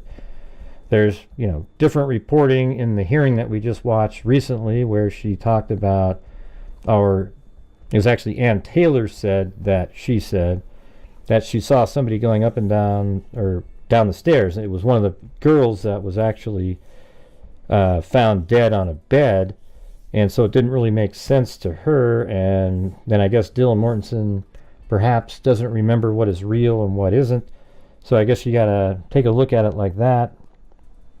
But it wouldn't surprise me at all if she stayed in her room and just peeked out here and there throughout the entire night until some friends showed up at the house. And then If we look at the probable cause document, you can, when the officers got there, they could see Xana Kernodle from walking down the hallway. And so is that the body that the friends saw when they came over? So they saw the body there, then using Dylan Mortensen's phone, they called 911. So Dylan Mortensen must have been like in the living room area and just kind of like, hey, look, right down there, you know, I've called their name, they're not moving. And maybe they didn't want to go near it. And perhaps somebody did at the end, you know, when 911 was being called, but they said an unconscious person. And I don't know why people think that that's suspicious too. You know, it's like, sure, maybe there is blood on the ground, but they are unconscious, and nobody wants to say there's somebody dead here, nor would you want to touch somebody to know if they're dead or not. You know, so I think it's just a lot to do about nothing. People want there to be a boogeyman other than Kohberger, strangely, and they're looking at people like the roommates, like Dylan Mortensen and Bethany Funk. Now, there's a host of YouTubers out there, they spend all their time going over Dylan Mortensen and her family members, and looking at Bethany Funk, and looking at Xana Kernodle's family, and looking at this and that and the other thing. And it's just absolutely absurd. The killer is right in front of your face. He's been arrested for it. His name is Brian Kohberger. He left DNA on a knife sheath at the crime scene in a window of 4:08 to 4:20. That's when the knife sheath was left there. And that knife sheath was left there, and it had Brian Kohberger's DNA on it, and therefore the white Elantra that was doing the loops and stopped between 4:08 and 4:20 is the vehicle that that person was in, because at that point it drove away at a high rate of speed. The 1112 King Road camera is going to show that. All right, so let's go. I'll just show that part really quick. The camera on this building, that's 1112 King Road, is going to show the vehicle coming right at the camera here, driving up this direction and around, and when it leaves, it's going to show it, it's going to come down like this, and then as soon as it drives by right there, this camera is going to pick it up and it's going to spin out, go this direction, and then it goes, takes a left at the end of the street and goes on Walenta Drive up there, and you'll be able to see it on the camera. The camera is absolutely clear, and look how clear this video is right here. This is what the video will look like, and you'll see the car drive like that. Of course, the bright lights will blow it out, and then it'll turn right like that. And then I think if it's wide enough, I think this might be cropped off a little bit, you might even be able to see the car driving up back there on Walenta Drive. Okay, so the timing of the vehicle driving around, it is Brian Kohberger, you guys. I just, it's so crazy to keep watching over and over these videos that try to keep pointing at other people. Dylan Mortensen has nothing to do with anything regarding the killing, and she's been absolutely traumatized. And I could say the same thing regarding Bethany Funk. They have nothing to do with it. Neither does Xana Kernodle, neither does Ethan Chapin, neither does Madison Mogan, neither do Kaylee Gonzalez. What we have here is an individual, a psychopath, Brian Kohberger, just like every other serial killer or serial killer wannabe. He went to the house. He went there on a mission to kill. Something we don't know right now is, did he go into the house to kill all the women that were there and was thrown off by Ethan Chapin and perhaps even Kaylee Gonzalez being in a room that she wasn't supposed to be in? And did that throw things off? Or was he there just to kill Madison Mogan and things didn't turn out the way they wanted? All right? So everybody, just kind of rethink your vision of Dylan Mortensen. I think it's absurd, and you should be ashamed of yourself. And I hope after the trial is over that Dylan Mortensen sues the living shit out of all of these different YouTubers that have been doing this. All right? So if you want to watch a channel that uses common sense and logic to work through cases, this is the channel to watch. There's plenty of channels you can watch out there if you want to believe in sensationalistic garbage and conspiracy theories. That seems to be all the rage, especially in this case and also in the Delphi case. You'll see that when this gets closer to trial, the same defense attorneys who are still defending Richard Allen, a killer who was convicted 12-zip of the murders of Abby and Libby, they'll be defending Brian Koberger because they can come up with all kinds of content doing it that way. All right? So I hope everybody out there understands that Dylan Mortensen pieces of shit got to the jury, didn't you? Nor does anybody else. It's Brian Koberger and Brian Koberger alone. However, I tell you what, there are those other blood samples in the house.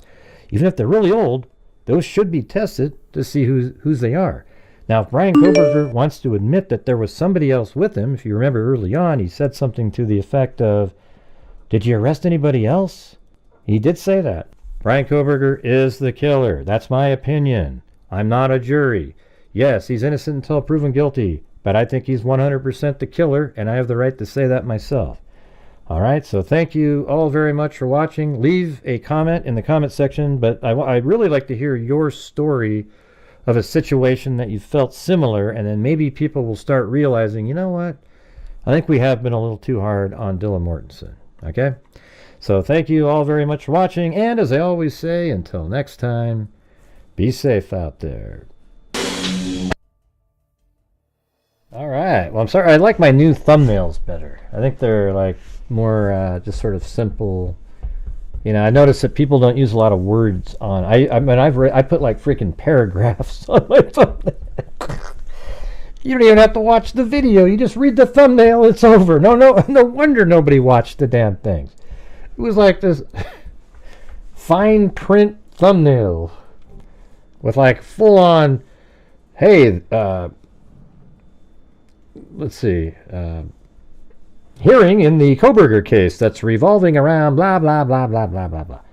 Well, that's supposed to be in the title and the description, okay? Not the thumbnail. It needs to have this sort of a catchy phrase or something in it, right? What do you guys think? I mean, my God. I mean, people were looking at mine going, yeah. They're not even intrigued because after reading the thumbnail, they already know the whole thing. Right. What's the numbering situation going on now? Is it evolving to something? But you guys, listen, currently we need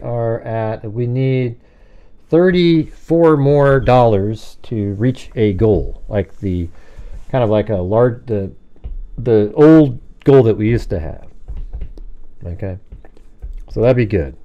Especially on a night where GSU was so generous that he's made up like 80% of what we have in here. So if the rest of you freaks can do the 34, that would be at least that would make up a third of the night, and that'd be cool.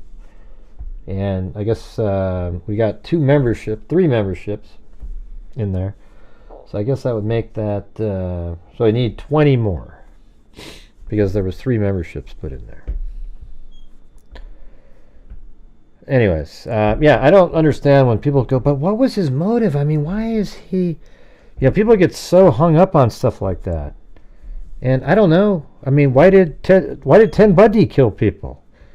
Why did Ed Kemper kill people? Why did, any of these people kill anybody? You know? You don't need an answer for it. They're just psychos. That's what Koberger is. He is an absolute psychopath that wanted to kill. Obviously he chose them for a reason, planned it out, plotted it, went there, waited for them to all go to sleep, and then made his move. Oh, it's for coffee? Sweet. And thanks to someone became a supporter on a coffee. I get a coffee in there.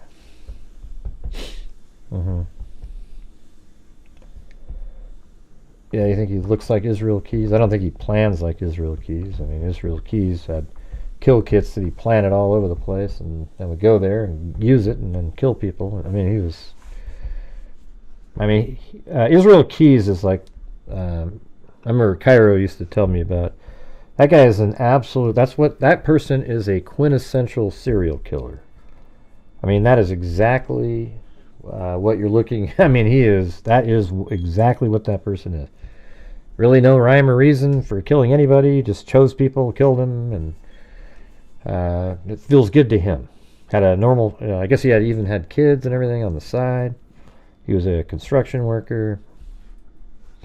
I don't think he looks just like him. He's kind of thin, but I don't think he looks just like him at all.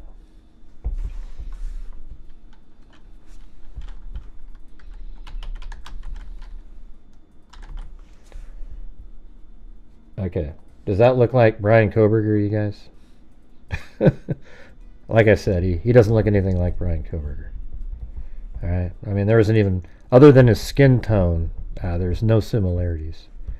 Alright? Just my opinion. Oh, is it this kind of shot here when he's got the glasses? Mm-hmm.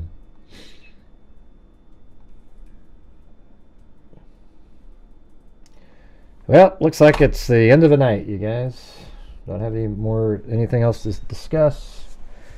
Yeah, we are. Let's see. I think that just got. Hey, look at that! DW Dog did it. I shouldn't have ate all that chocolate. My stomach's just like. Thank you, DW Dog. How long do you think it's going to be until you guys are our 51st state? See, I don't think that's even a legitimate. He just says stuff like that to get you guys to do things, you know.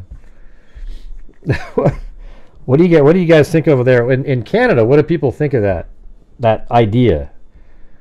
Can you just let me know? What do you guys think, DW Dog? Like, what do people say over there when you hear people talking about that? I think it would be pretty cool, actually, if you guys were just like a protectorate of ours. Not really a state, but like your own country, but we're sort of all part of the same thing. I don't know, like I don't know. Then we could move our military up more north. It's funny because they're saying all the same stuff that I've always said, that Canada doesn't have to spend as much money on they don't have to spend as much money on their military because they know the United States is here to protect them, so they are able to just literally almost spend a minuscule amount of their GDP on that. Pull the military from the, they'd like it if he pulled the military. Oh, right.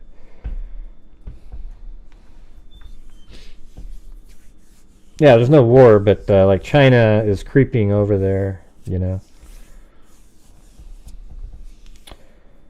Yeah, right now reminds me of when British was going through it with Scotland. I don't think it's anything like that at all. There's no similarities. All we're trying to get is then to stop the flow of fentanyl coming over, and I like his reciprocal tariff idea though. Why are other countries charging us a tariff? And if they do, we'll just match what theirs is going backwards. Who cares? I mean, how about, and then if you give us 0 tariffs, we'll give you 0. That's how I think that makes total sense to me. We get screwed there. He's absolutely right. The rest of the world gets a break on the United States. Somehow we're so generous as a nation to everybody else, and that's why we're 36 trillion in debt, because we just are giving away, I mean, billions of dollars every year to countries that don't even like us. It's stupid. Okay. Well, Gray, you're trying to keep a connection. Oh, Jesus. I mean, what are they doing with that money? You know? Yeah, it's just amazing how everybody else has such an easy time. Like NATO, for example. Like Trump would always just say, hey, we want everybody to pay their fair share. Or, you know, what was it? The United Nations. It was something like China was paying $20 billion and we're paying... I can't remember the numbers, but it was just like we were paying 10 times what they're paying, and they have 2 billion people. Why should we have to pay any more than anybody? It's just weird, you know? Yeah. Let's see. What made you interested in following these cases originally? Oh, let's see. Well, let's see. Let's put that on the screen. We got a question. If you guys want to ask me some questions, that'd be cool. But what made you interested in following? When you say these cases, I've covered thousands of cases, so I don't know. You know, some of these bigger ones are more interesting because there's a lot more information that gets put out there, and then you can put it together better. Some of the other ones it's harder to piece together, but a lot of the really old cases that we covered on newspapers.com, especially back in the 50s, 60s, and maybe 70s, reporters were able to walk into the crime scene and walk around and stomp all over the place. So those articles are incredible. Like, you actually have all the detail in them, and then you can put it together in the cold cases. But believe it or not, it all started for me. I mean, I used to watch trials, you know, like Casey Anthony, the Scott Peterson, OJ. I used to watch Bill Curtis. I think of like American Justice or whatever the hell that thing was called. And, you know, just all those different shows. I'd watch those all the time. And then one day, let's see, I think I went to the Art Institute. I already learned animation on my own, but I went to the Art Institute for Animation and Media Arts and got really, you know, way better at doing stuff. And so then I was following the Jodi Arias case. I think it was 2011 or 12, something like that. The case happened in 2008, but I think 2012 or 13 maybe. It went to trial, and I was watching it, and I never even used social media or anything. It's so funny and then one day I created a post, and my theory was completely wrong. You know, that was just my original thought. And I made a post on a YouTube, but it's the one where it can continue on and on and on and on based off of one comment. And it was crazy. So I made a comment, and then that led on to months of, all the way through the trial, of everybody still commenting off of my original comment. This long, huge, I think it was on HLN. But then during the trial, all these photographs were released, so I took all those images and created a complete and accurate model of the entire upstairs bedroom and bathroom, even with the blood-spattered tile placed on the floor. I even made like a little video game thing where I could walk around in it, and but I used it to prove different points, and because I made that, I was able to determine a lot of different things that HLN and all those people never were able to determine, and they never once said, "Hey, Gray, hey, can you come over?" You know, it's just amazing. I was doing, but I didn't have. If I can tell you this right now, if YouTube was the way it is now, and I was doing live streams, I would have. I bet you right now I'd have 500,000 subscribers minimum, because the videos that I was making and putting out during that case are basically, I would say, some of the best videos of any kind anywhere on YouTube still. All right, it just, you know, not to toot my own horn, I'm just telling you, some of those videos were crazy. And some of the stuff I was able to figure out, analyzing the photographs, showing where each of the blood spatter elements were placed on the floor, etc. So I did that, you know, so, I mean, it just goes on and on from there. So that started it all, and then I actually got an actual job from the Arias case videos, and did a case regarding an elevator incident where this guy turned off the protective elements of an elevator, and this lady's leg got almost completely ripped off in a hospital all the way up 8 floors. Her leg was dragged through that little gap in the elevator, and it's just horrible case. We won. I made a complete animation of what happened. And then from there, just kind of went on to different things. And then I started doing live YouTube in about 2017, sort of late in the year. And I think Molly Tibbetts was sort of like the first bigger live streaming case that I did. So, anyways, that answer. Anybody else have anything else? I mean, you should see some of those videos. They're crazy. Especially the one where I analyzed the photograph of Travis' foot. I know exactly the tile that it was on in the bathroom. HLN would never be able to figure that out with the information they had. They were still doing this crazy, well, we think Travis was standing up with his back to the you know, to Jody, and then she started stabbing him in the back. Really? So he let her stab her 11 times in the back, 12 times before turning around? Wow, that's amazing. Yeah. I mean, I put a lot of them in that show that I did. I don't know if you guys saw it the other day, but some of those videos were put back in that. That was, YouTube would not monetize that video because it had too many gory scenes, I guess. Oh, there goes my stomach again. You could probably hear it that time.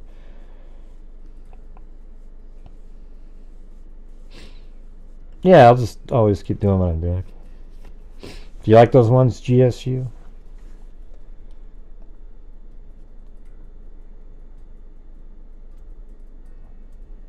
Man, we only got 3 coffees today. That's one of our lowest coffee days. Watch all videos on Replay Crew. Yeah. Donate well, my friend. I'm not sure what that means, but yeah, we always try to give away some. I mean, obviously, I have to try to make an income on this channel, and so that's the thing, is when there's a certain point where, like, I have to get over a certain point where then I can start giving away all the rest of the money coming in. So it's sort of frustrating when we have these slow months, and then right at the end, we just get over. But it used to be where I could donate during the month, like, a couple thousand in the early part of the month, but I can't do that now. It's just dramatically shifted. So don't know how to get that back. Maybe after a while, maybe. I mean, when I'm covering Koberger, my channel does better. Okay, when I do Koberger or anything else. However, tonight, other than GMU up there, or GSU, I mean, it'd only be at $85. I just got lucky. You know what I mean? Like, tonight wasn't a night that the general, or it could be that because of that, the rest of you were like, we don't need to. But I need to have those nights where we used to have, where some nights we'd bring in way more, and then that sort of helps offset the shitty nights. But right now we're just kind of plugging along. I know you guys don't really care about that part, but I just like to let you know what's going on. Hey, thanks. We the captain now.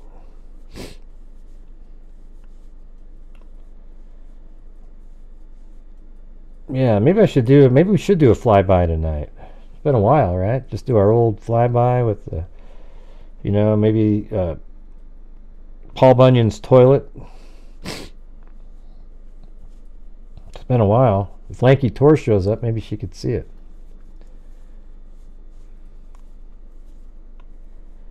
People have bills. Yeah, everybody has bills,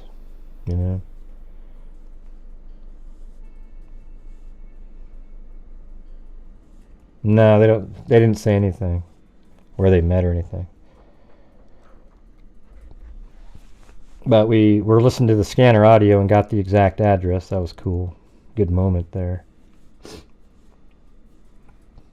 Anybody else have any questions you want to know about me or anything?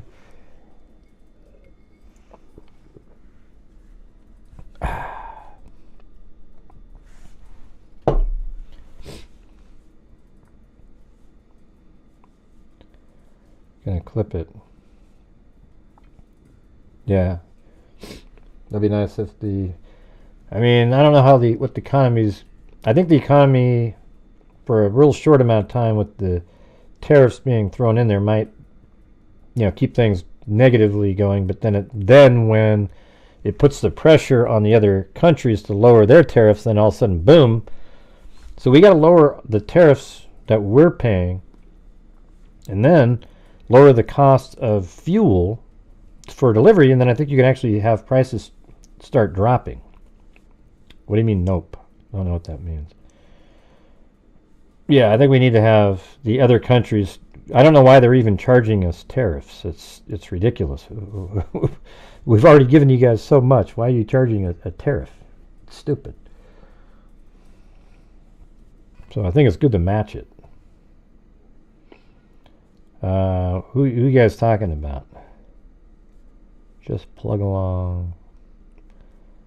Why did BK do it? I don't know. We've already gone through that. He did it because he did it.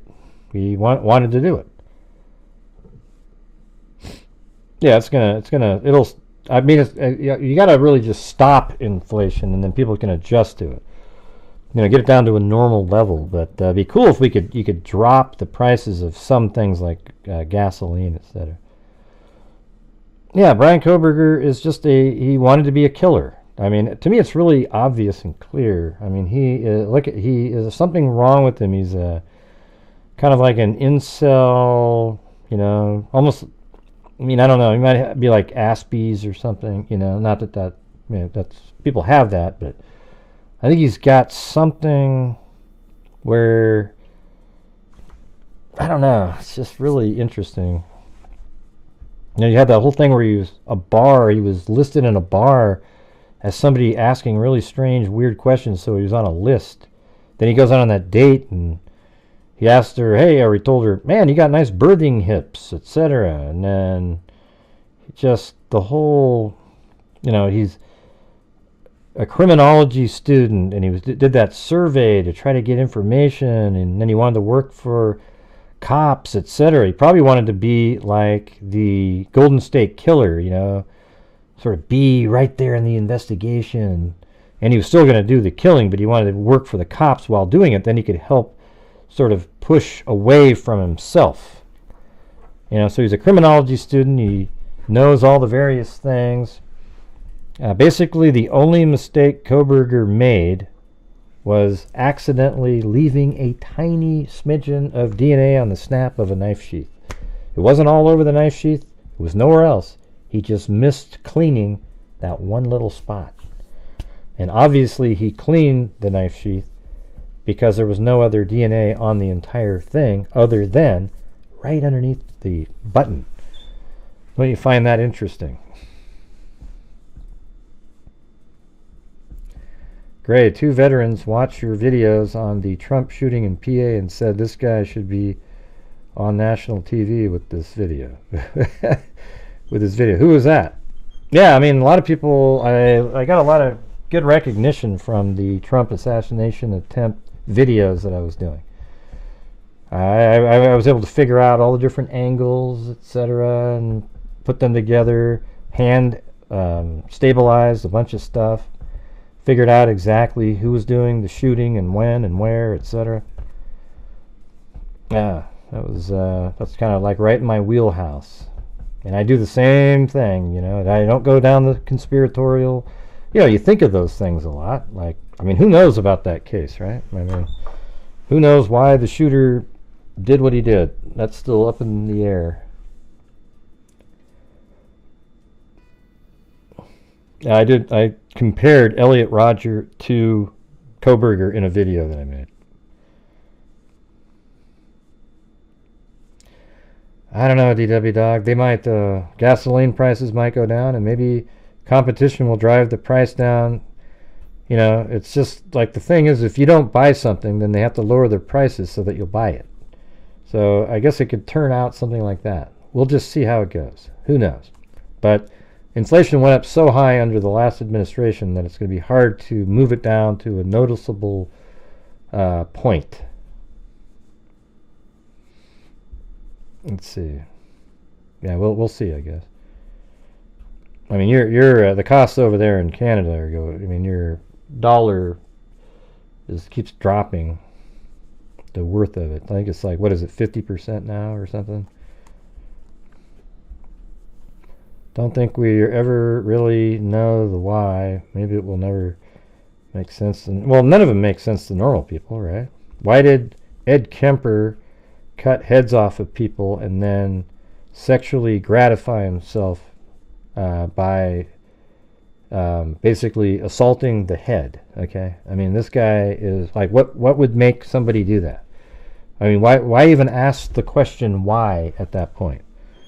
These people are nuts. I mean, Ted Bundy or Jeffrey Dahmer, for God's sakes. Look at that guy. That guy is just crazy. He got people to come over to his house, and then he would just, attack them and chop them up and, eat them. And, I mean, the guy's a freaking nut job, okay? I mean, but when you say why, I mean, do you have a why? What's the answer? There isn't one. His mom was normal. His dad's a little weird, for sure. I always tell people whenever I bring up Dahmer is to watch the Stone Phillips interview with Dahmer in prison with his dad. I mean, it is, at the very end, he goes, yeah, I found God, and everything. And then when they're walking out, he points over at a box and says, oh, see that, point of interest, see that box over there? That's exactly like the box that I had the head in. All right. Now, let me get back to my Bible. He doesn't say it like that, but I'm just saying, how stupid. Manson, he wasn't even a killer. That's the weird part about Charles Manson. He never killed anybody. He just got other people to kill people. Let's see. Yeah, just sick, evil people. Right.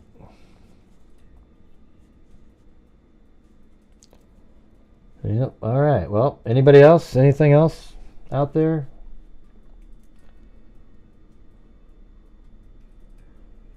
Yep, we got 3 coffees, and so let's see. Thanks to someone became a supporter, Thomas S, and then Lisa Valenzuela, and then also Cash App from Christina.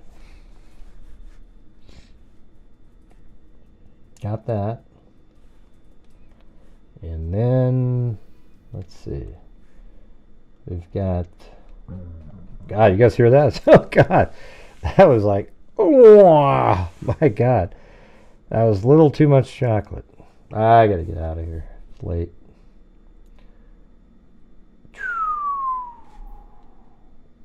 Yeah, I was letting people do the question time. Yesterday was like 3 hours and 40 minutes or something. So thanks to Laura Hope, new member. Then they exist. K-Me. Then Richard Watts. Then Alley Cake. Then Michelle H. Then GSU PM with a double cat eye out of nowhere. And then Moofies. Then Alley Cake. And then GSU PM with a cat eye again. And then we had K-Me, Alley Cake, Nikki Zubs, GSU PM with not a cat eye, but a regular, and then Vicky White, and then GSU PM with another cat eye. So they were responsible for 205 out of 287. You see how that makes me nervous, you guys? Then we have Alley Cake, Lisa Valenzuela, then I gifted 5 memberships, then Naomi, then Michelle H. gifted a membership, then Sandy Shirley gifted a membership, then Lady of Cali is a new member, then David Edwards, Sandy Shirley, DW Dog, and We the Captain Now. But special thanks to GM, or GSU, I keep saying GM for some reason. Anyways, thank you. Guys, you guys heard my stomach a second ago? I went, oh. Did you get into Amanda Knox? I think I did do that a little bit. I think I did. I don't remember where I was, if I was doing YouTube or anything like that, but I mean, we had these Facebook groups and things like that. But anyways, I really appreciate it if you guys could hit that like button on the way out the door. That'd be awesome. And we'll see you tomorrow. What do you guys think I should make?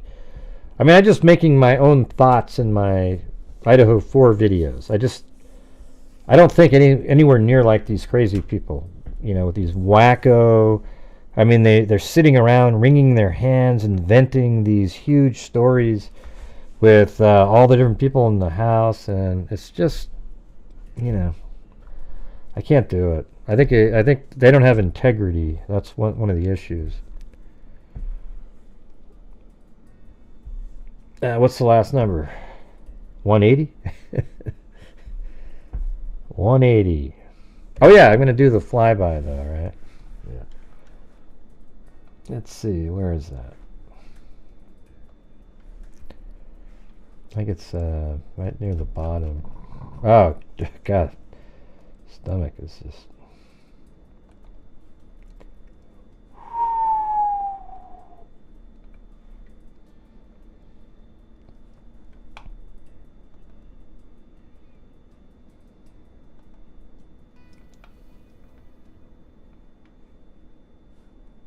Oh yeah, here's Paul Bunyan's toilet right here.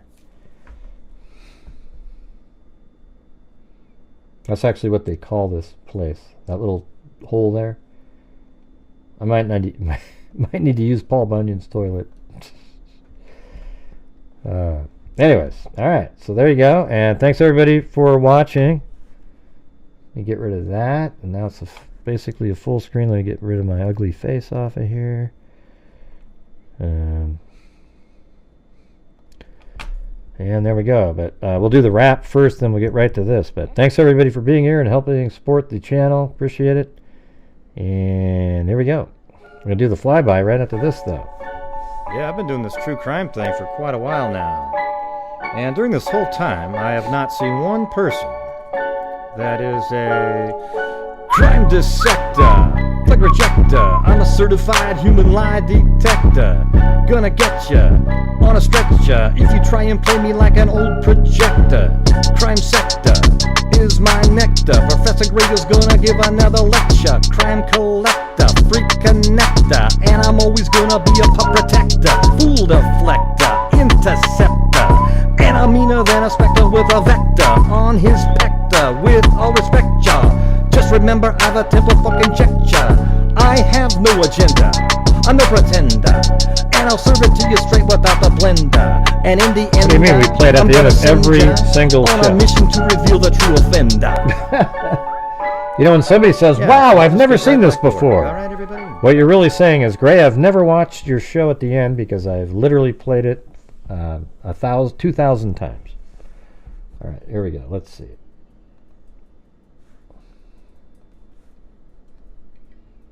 Furious Freaks. There we go.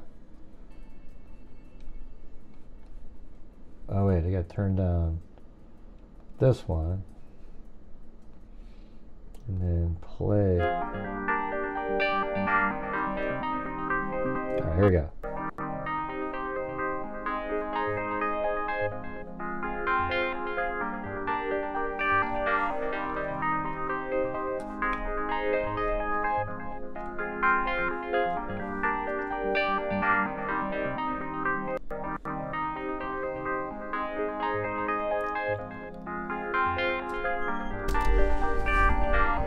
Wow, great! The flyby again! Yay!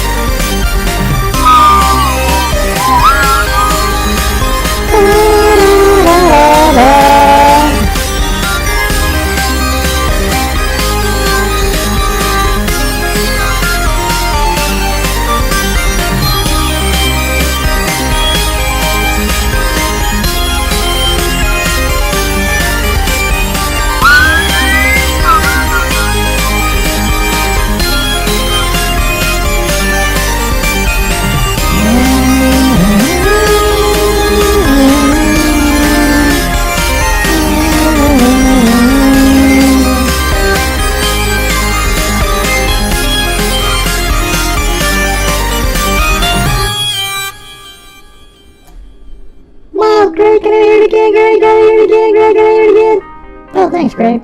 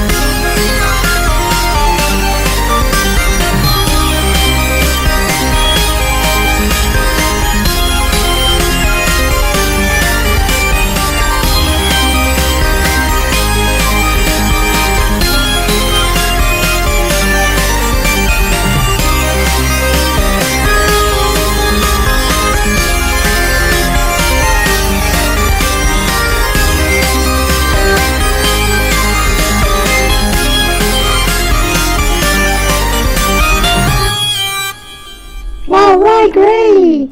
Alright, well there you go, there you go. Just trying to see what my old places used to look like on there. But anyways, thanks everybody, appreciate it, and we'll see you guys tomorrow. And, as I always say, until next time, be safe out there. And I don't have any more video to play, but that's it. See ya, bye-bye.